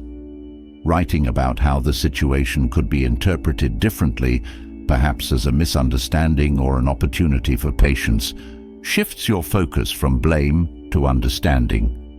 This reframing reduces anger's intensity and opens the door to compassion. Gratitude is another powerful element to incorporate into your journaling practice. Anger often fixates on what is wrong, ignoring what is right. After exploring the trigger and reframing the event, list things you are grateful for in the situation or in your life. Gratitude softens anger's edges, helping you move beyond the immediate frustration. Epictetus said, "He is a wise man who does not grieve for the things which he has not, but rejoices for those which he has." Writing about gratitude rewires your mind to seek positivity even in challenging moments. Use journaling to explore solutions rather than dwelling on problems. Anger often arises when you feel powerless, but writing can help you regain a sense of agency. Reflect on what steps you can take to address the situation constructively. This might involve setting boundaries, communicating your feelings, or letting go of control over what cannot be changed. By focusing on actionable steps, journaling transforms anger from a destructive force into a catalyst for growth. Journaling also serves as a record of your progress. By revisiting past entries, you can see how your responses to anger have evolved over time. Marcus Aurelius often reflected on his previous thoughts to gauge whether he was living in alignment with his principles. Reviewing your journal allows you to celebrate growth, learn from setbacks, and reinforce the habits that lead to emotional resilience. Writing about your interactions with others helps build empathy. When anger is directed at someone else, it can be easy to view them as the villain in the story. Journaling encourages you to consider their perspective, their motives, and their struggles. Marcus Aurelius wrote, "Whenever someone has done wrong by you, immediately consider what notion of good or evil they had in doing it. By exploring the other person's viewpoint in your journal, you reduce anger's grip and foster understanding. Journaling is also a space to confront deeper emotional patterns. Anger often masks underlying feelings such as fear, sadness, or insecurity. Writing allows you to dig beneath the surface, uncovering the true emotions driving your reactions. This process not only diffuses anger, but also helps you address the root causes of your emotional turbulence, leading to greater self-awareness and healing. Incorporating Stoic maxims into your journaling can provide guidance and inspiration. Reflect on quotes from Marcus Aurelius, Seneca, or Epictetus that resonate with your situation, and explore how their wisdom applies to your experience. These reflections anchor your journaling practice in Stoic principles, reinforcing the values of patience, humility, and acceptance. Consistency is key to reaping the benefits of journaling. Make it a daily habit, whether in the morning, evening, or during moments of heightened emotion. Regular practice trains your mind to approach anger with curiosity and calmness rather than impulsivity. Seneca said, "Every night we must ask ourselves, what infirmity have I mastered today? What passions opposed? What temptation resisted? What virtue acquired?" Journaling becomes not just an exercise but a way of life, fostering ongoing growth and resilience. Through the Stoic practice of journaling, anger transforms from an uncontrollable force into a source of insight and strength. Writing creates a space for reflection, helping you understand your triggers, challenge your assumptions, and reframe your perspective. As you uncover the layers of your emotions and align your actions with your principles, you build a foundation of clarity and peace. Journaling is not simply a tool for self-expression. It is a pathway to mastery over anger and a deeper connection with your true self. Journaling reveals the intricate layers of anger, offering clarity and self-awareness. As you peel back the emotions and patterns that fuel frustration, a new question emerges. Where can you find inspiration to practice calm and release anger in your daily life? The answer is as ancient as it is profound: nature. The Stoics often turned to nature as a living example of harmony, resilience, and acceptance. Observing its rhythms, cycles, and quiet strength provides invaluable guidance for mastering emotional balance. Nature, unhurried and unyielding, shows how to let go of what cannot be controlled and embrace the flow of life. When you observe nature, you are reminded that everything operates in cycles. Anger thrives on the illusion of permanence, but nature teaches that nothing lasts forever. The rising and setting of the sun, the ebb and flow of tides, and the changing seasons all reflect the transient nature of existence. Marcus Aurelius often reflected on the natural order of things, writing, "Observe always that everything is the result of change, and get used to thinking that there is nothing nature loves so well as to change existing forms." By internalizing this truth, you can release the grip of anger, knowing that even the most intense emotions will pass. Nature demonstrates resilience through its adaptability. Trees bend in the wind without breaking, rivers carve paths through stone, and plants grow even in the harshest conditions. This adaptability reflects the Stoic principle of focusing on what is within your control. Epictetus taught, "It's not what happens to you, but how you react to it that matters." Observing nature's quiet strength inspires you to respond to challenges with flexibility rather than resistance, letting go of anger that stems from futile struggles against life's flow. The simplicity of nature is another powerful teacher. Anger often arises from complications, overthinking, unmet expectations, or clinging to unnecessary desires. Nature, in its essence, is free from these burdens. A tree does not resent the storm that shakes its branches. it simply endures. Seneca wrote, "It is not the man who has too little, but the man who craves more, that is poor." By emulating nature's simplicity, you can strip away the layers of frustration and focus on what truly matters, fostering inner peace. Spending time in nature allows you to reconnect with the present moment. Anger often pulls you into the past or future, replaying offenses or worrying about outcomes. Nature, in its quiet presence, anchors you in the here and now. The rustling of leaves, the chirping of birds, or the steady flow of a stream offers a gentle reminder to pause and breathe. Marcus Aurelius wrote, "Nowhere can man find a quieter or more untroubled retreat than in his own soul." Nature becomes a physical reflection of this inner retreat, guiding you back to calmness. Nature also embodies impermanence, reminding you to let go of attachment. Flowers bloom and wither, rivers rise and recede, and the earth continues its eternal cycles. These processes are not mourned, but accepted as part of the natural order. Anger often stems from resisting change or clinging to how things should be. By observing nature's acceptance of impermanence, you learn to embrace life's uncertainties and release the frustration that comes from trying to control the uncontrollable. The interconnectedness of nature offers another profound lesson. Every part of the natural world is interdependent, from the smallest insect to the tallest tree. Marcus Aurelius reflected on this unity, writing, "We are all working together to one end, some with knowledge and design, and others without knowing what they do." Understanding this interconnectedness helps dissolve anger toward others, fostering empathy and reminding you that conflicts are often the result of misunderstandings rather than malice. Nature's patience is another source of inspiration. A seed does not rush to become a tree. It grows steadily, step by step. This patience reflects the Stoic value of endurance. Seneca observed, "Nothing is more honorable than a grateful heart." Patience, like gratitude, requires a steady acceptance of the present moment.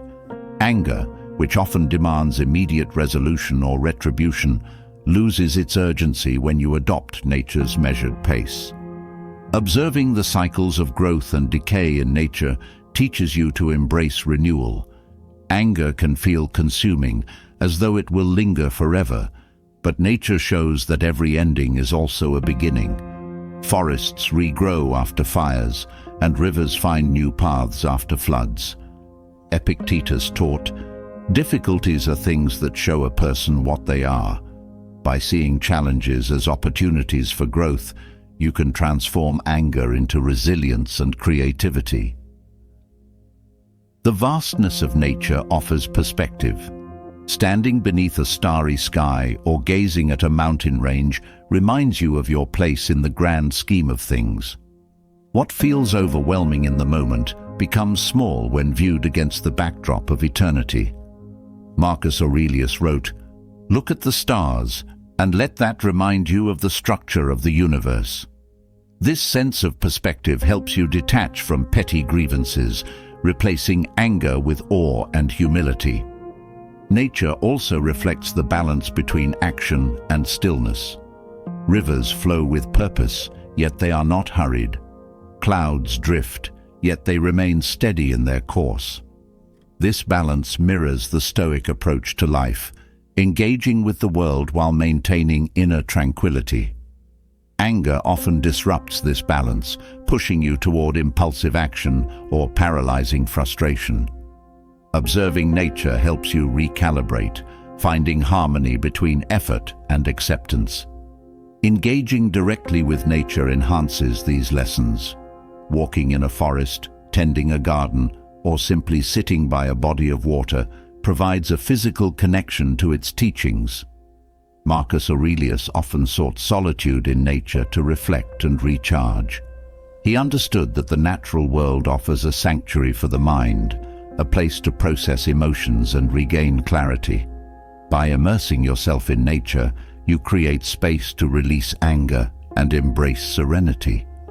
Nature's rhythms also encourage mindfulness. The steady flow of a river or the rustle of wind through leaves draws your attention to the present, quieting the mind's chatter. Epictetus advised, "Make it your habit not to be distracted by the multitude of things."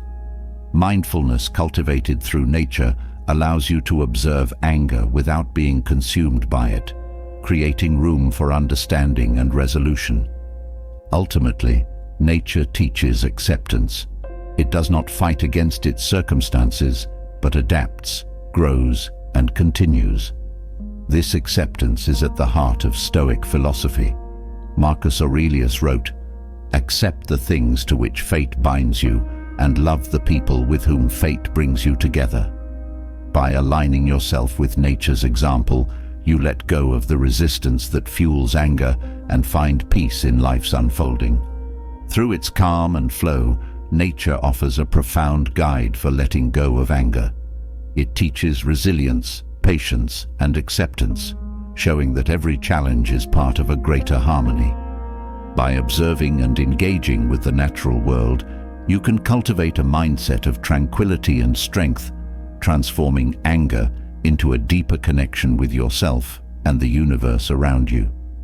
Nature's wisdom encourages patience, adaptability, and acceptance, guiding you toward releasing anger and finding peace. But even within nature's tranquility, there are moments when emotions surge unexpectedly, demanding immediate action to regain control. Here lies the power of Stoic breathing techniques, a practice that bridges the external calm of the natural world with the inner calm you seek to cultivate. Breathing, often taken for granted, becomes a profound tool when approached with mindfulness and purpose. Through it, you can anchor yourself in moments of emotional turbulence, reclaiming clarity and composure when anger threatens to take over. Stoic breathing begins with awareness. Many people breathe shallowly, unaware of how their breath mirrors their mental state. When anger arises, breathing often becomes rapid and uneven, fueling the physiological responses of stress and heightening emotional intensity. Controlled breathing interrupts this cycle. Marcus Aurelius reflected on the importance of grounding the mind and body, writing, "You have power over your mind, not outside events. Realize this, and you will find strength." By focusing on your breath, you gain a foothold in the present, creating a space where anger can dissipate. The simplest practice is intentional deep breathing, a technique that slows your heart rate and soothes the nervous system. Inhale slowly through your nose, allowing your abdomen to expand, then exhale gently through your mouth. This deliberate rhythm communicates safety to your brain, counteracting the fight-or-flight response triggered by anger. Epictetus taught, "No great thing is created suddenly, any more than a bunch of grapes or a fig." Just as growth takes time, calming anger requires a patient, steady approach, beginning with the breath.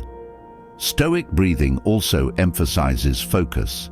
By concentrating solely on the sensation of air entering and leaving your body, you free your mind from the thoughts that fuel anger. This single-pointed focus is a form of mindfulness, drawing your attention away from the external trigger and back to yourself. Marcus Aurelius often reminded himself to remain present, writing, "The soul becomes dyed with the color of its thoughts."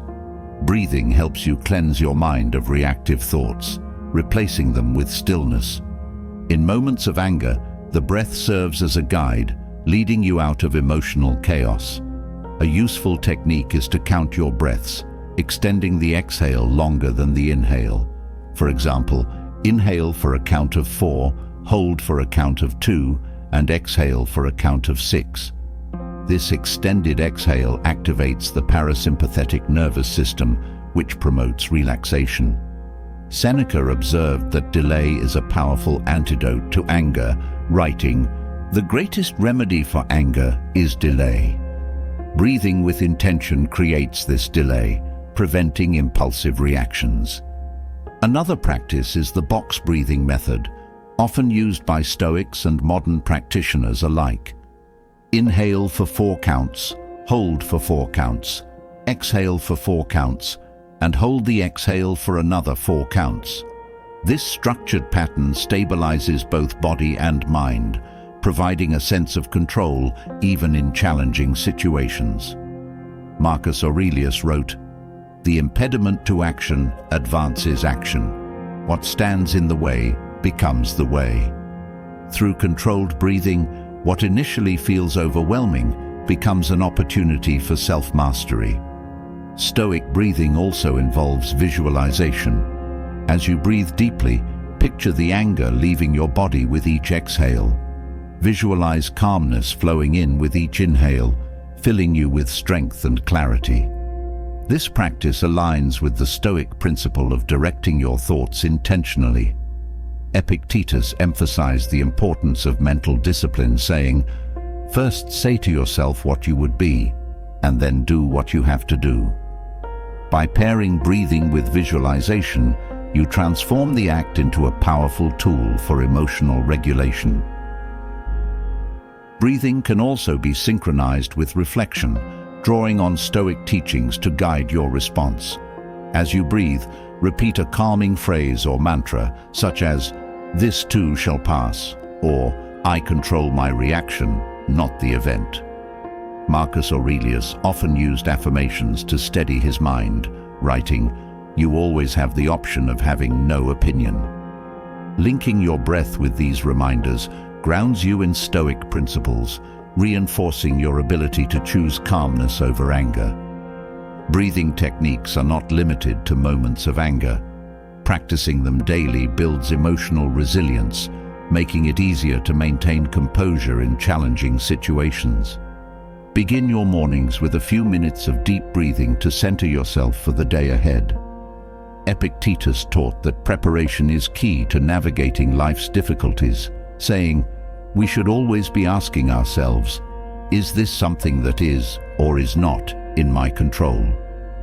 Breathing as a morning ritual aligns your mind and body, creating a foundation for mindful responses.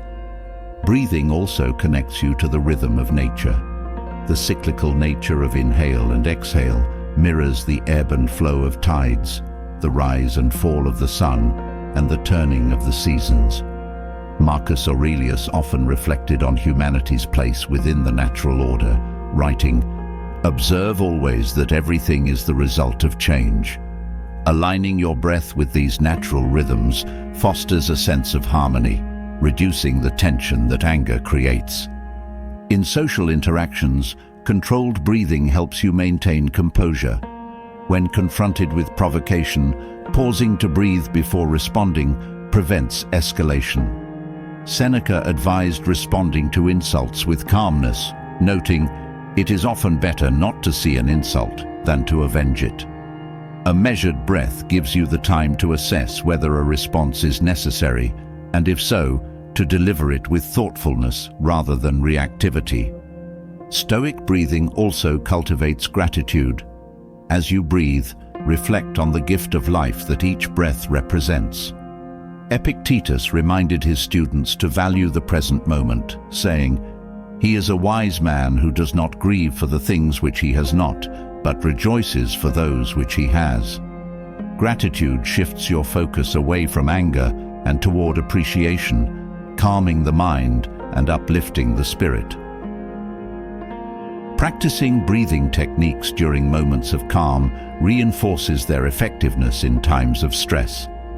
Just as an athlete trains consistently to perform well under pressure, regular breathing practice prepares you to handle anger with grace. Marcus Aurelius wrote, "Do every act of your life as though it were the last act of your life. Treat each breath as an opportunity to cultivate presence and resilience, ensuring that you remain steady when challenges arise." Stoic breathing techniques are not merely exercises, but pathways to mastery over the self. They anchor you in the present, dissolve the intensity of anger, and create space for reason and reflection. Through the simple act of mindful breathing, you harness a profound tool for navigating life's storms with clarity and calmness. Each breath becomes a step toward emotional freedom, grounding you in the wisdom of Stoic philosophy. Controlled breathing calms the storm within, anchoring you in moments of intense emotion. Yet, the ultimate goal is not just to regain balance when anger arises, but to fortify your mind so thoroughly that anger struggles to take root at all. Building an anger-proof mindset requires proactive effort, employing Stoic exercises to train your thoughts and reactions before challenges arise. Through consistent practice, you create emotional armor, ensuring that provocations, misunderstandings, and frustrations are met with equanimity rather than fury. The foundation of an anger-proof mindset is awareness. Anger often takes hold because emotions cloud judgment before you have time to assess the situation.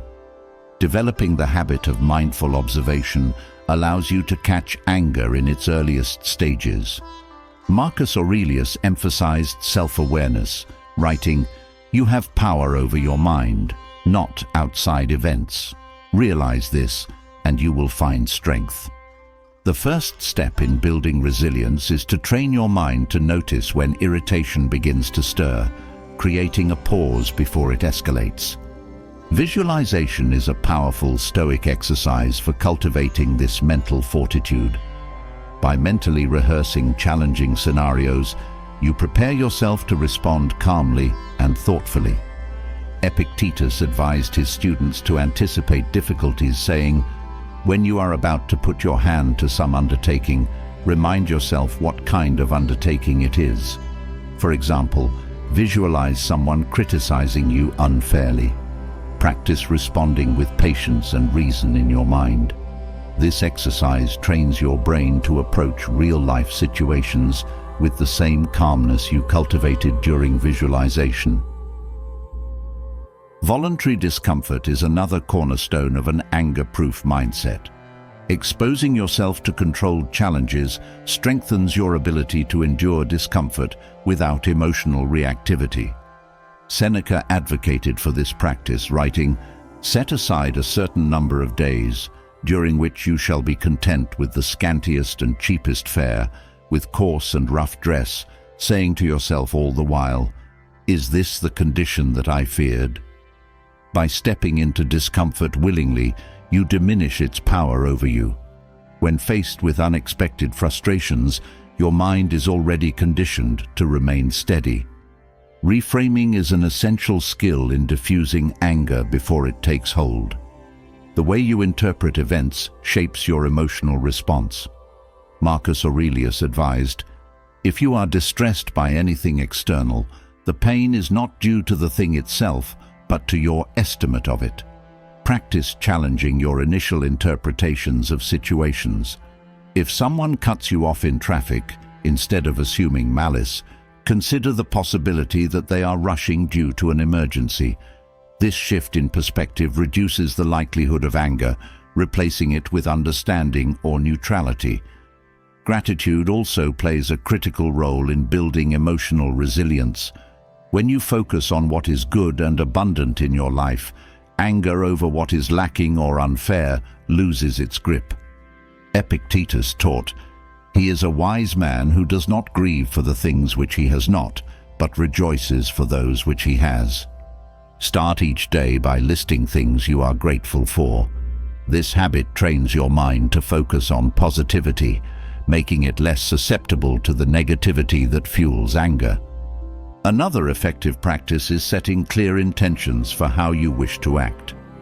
Begin each day with a commitment to embody patience, kindness, or humility.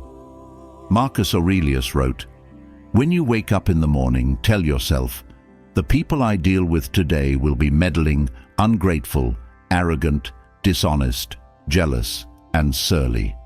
They are like this because they cannot distinguish between good and evil.'"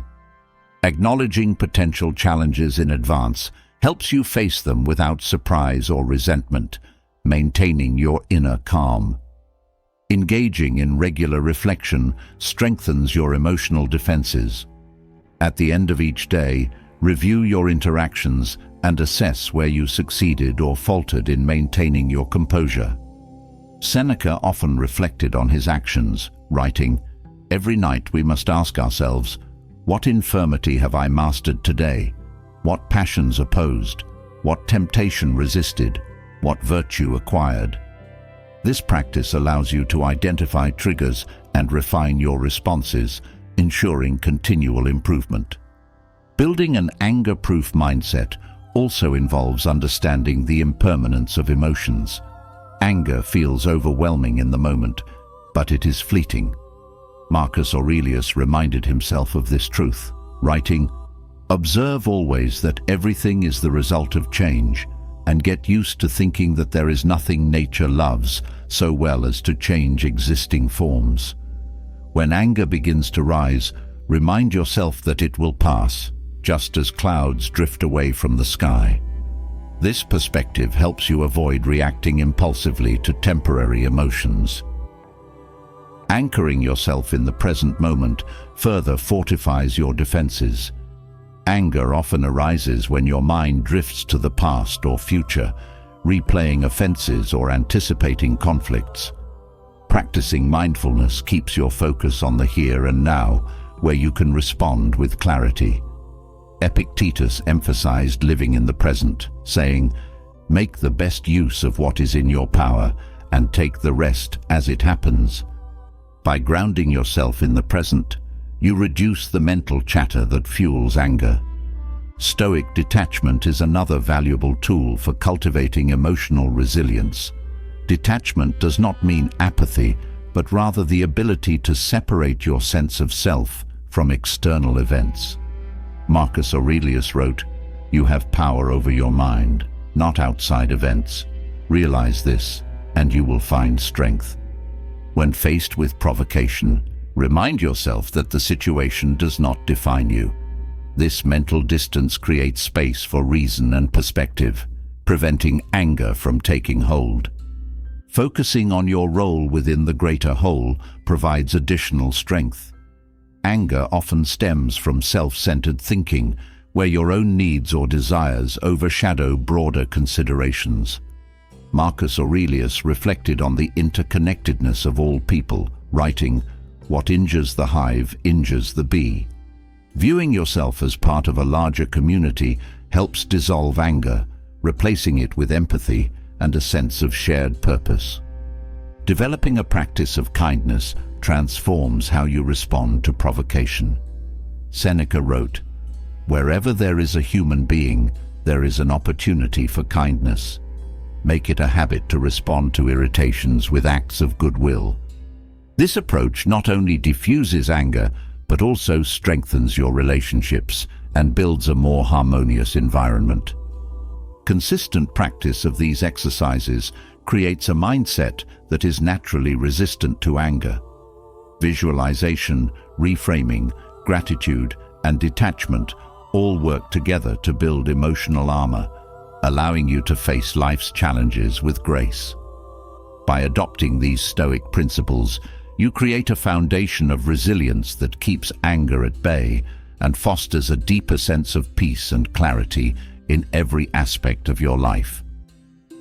Building an anger-proof mindset creates a solid foundation for navigating life's provocations with grace and resilience. However, even the most fortified mind requires an active shield to deflect the pressures and frustrations that threaten to breach it. Patience is that shield, a calm, deliberate force that neutralizes anger before it takes hold. Patience is not passive resignation, but an active discipline, cultivated through intentional practice.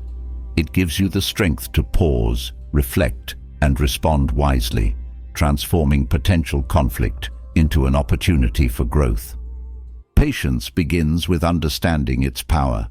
Anger often arises when there is a disconnect between your expectations and reality. Patience bridges this gap, allowing you to accept life's pace without resistance. Marcus Aurelius wrote, "Time is a sort of river of passing events, and strong is its current. No sooner is a thing brought to sight then it is swept by and another takes its place. This understanding reminds you that impatience does not hasten outcomes, it only disturbs your peace. Patience, on the other hand, enables you to flow with life rather than fight against it. Developing patience starts with practicing deliberate delay. Seneca advised, "The greatest remedy for anger is delay. When provoked, take a moment to breathe deeply before responding. This pause interrupts the cycle of impulsive reaction, giving you time to assess the situation. During this pause, reflect on whether the anger serves any constructive purpose. Often, you will find that the need to react diminishes as clarity replaces emotion." Cultivating patience also involves setting realistic expectations. Much of impatience stems from expecting things to happen according to your timeline or preferences. Epictetus taught, "It is not events that disturb people, it is their judgments concerning them." Adjusting your expectations to align with reality reduces frustration and fosters acceptance. For instance, if waiting in a long line irritates you, remind yourself that the wait is not personal, it is simply part of life. Shifting your perspective turns irritation into an opportunity to practice patience. Engaging in small daily challenges builds your capacity for patience over time. Start by intentionally placing yourself in situations that require waiting, such as choosing the longest checkout line or allowing others to go ahead of you. These controlled exercises strengthen your ability to endure minor inconveniences without agitation. Marcus Aurelius encouraged embracing difficulty as a way to grow, writing, "The impediment to action advances action. What stands in the way becomes the way." Each challenge becomes a stepping stone toward greater patience. Another practice is reflecting on the impermanence of frustration. What feels unbearable in the moment often fades into insignificance with time. Marcus Aurelius advised, "You can endure anything your mind can make endurable by treating it as in your interest to do so." When impatience arises, remind yourself that the discomfort is temporary. This perspective helps you endure present difficulties with grace, knowing they will pass. Patience is also cultivated through mindful presence. Impatience often arises when your mind is pulled away from the present moment, dwelling on what should happen next or what has already occurred. Epictetus emphasized the importance of focusing on the now, saying, "Make the best use of what is in your power and take the rest as it happens." Practice mindfulness by grounding yourself in your surroundings, noticing details such as sounds, textures, or sensations. This attention anchors you in the present, reducing the mental chatter that fuels impatience. Gratitude is another powerful tool for cultivating patience. When you focus on what you already have, rather than what you lack or wait for, impatience loses its grip. Seneca observed, "It is not the man who has too little, but the man who craves more, that is poor." Begin each day by expressing gratitude for simple things, such as a warm meal, a kind word, or a moment of rest. Gratitude shifts your focus from scarcity to abundance, fostering patience in the face of delays or challenges. Patience also involves reframing your relationship with time. Instead of viewing time as an adversary to be conquered, see it as a companion that allows for growth and understanding. Marcus Aurelius reflected, "No man can lose either the past or the future, for how can one be deprived of what he does not possess?" Embrace the present as the only moment you truly have, and let go of the urgency that drives impatience. Practicing compassion enhances your ability to be patient with others. Often, impatience arises from a lack of understanding or empathy for someone else's struggles. Marcus Aurelius wrote, "Whenever someone has done wrong by you, immediately consider what notion of good or evil they had in doing it. When dealing with others, remind yourself that they too face challenges and limitations. Compassion transforms frustration into understanding, creating space for patience to flourish. In moments of impatience, reflect on the greater purpose of enduring difficulties. Seneca advised, "Difficulties strengthen the mind, as labor does the body." Recognize that each test of patience is an opportunity to build resilience and character. Whether waiting for a result, managing a delay, or dealing with a difficult person, remind yourself that these moments are shaping your ability to remain calm and composed.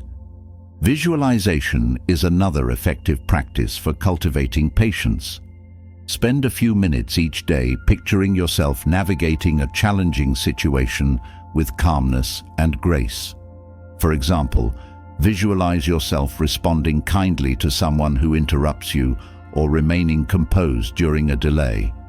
This mental rehearsal trains your brain to approach real-life challenges with the same patience you practiced in your visualization. Patience also requires letting go of the need for control.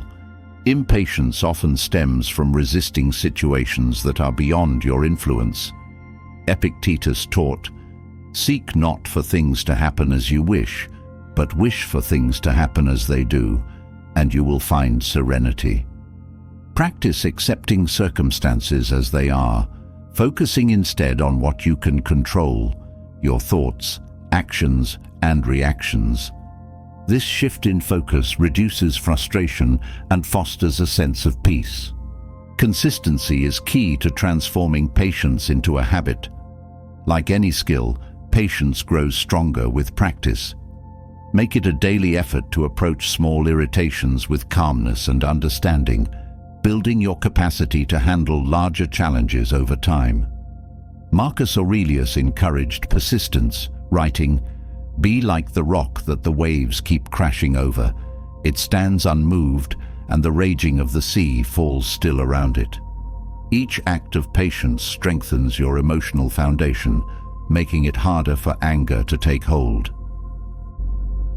Through deliberate practice, patience becomes a shield that deflects the pressures of life, transforming potential sources of anger into opportunities for growth. By embracing delay, adjusting expectations, practicing mindfulness, and cultivating gratitude, you create a mindset that remains steady in the face of adversity. Patience is not a passive act, but a powerful discipline, empowering you to navigate life's challenges with grace and resilience. As you continue to build this skill, you lay the groundwork for a life defined by calmness, clarity, and strength. Patience, when fully cultivated, acts as a powerful buffer against anger, allowing space for clarity and reason to emerge. Yet, frustration often lingers in the background, fueled by a deeper source, the need for control. The urge to dictate outcomes, manage other people's actions, or reshape circumstances to match your desires creates an inner tension that can erupt into anger when expectations are unmet.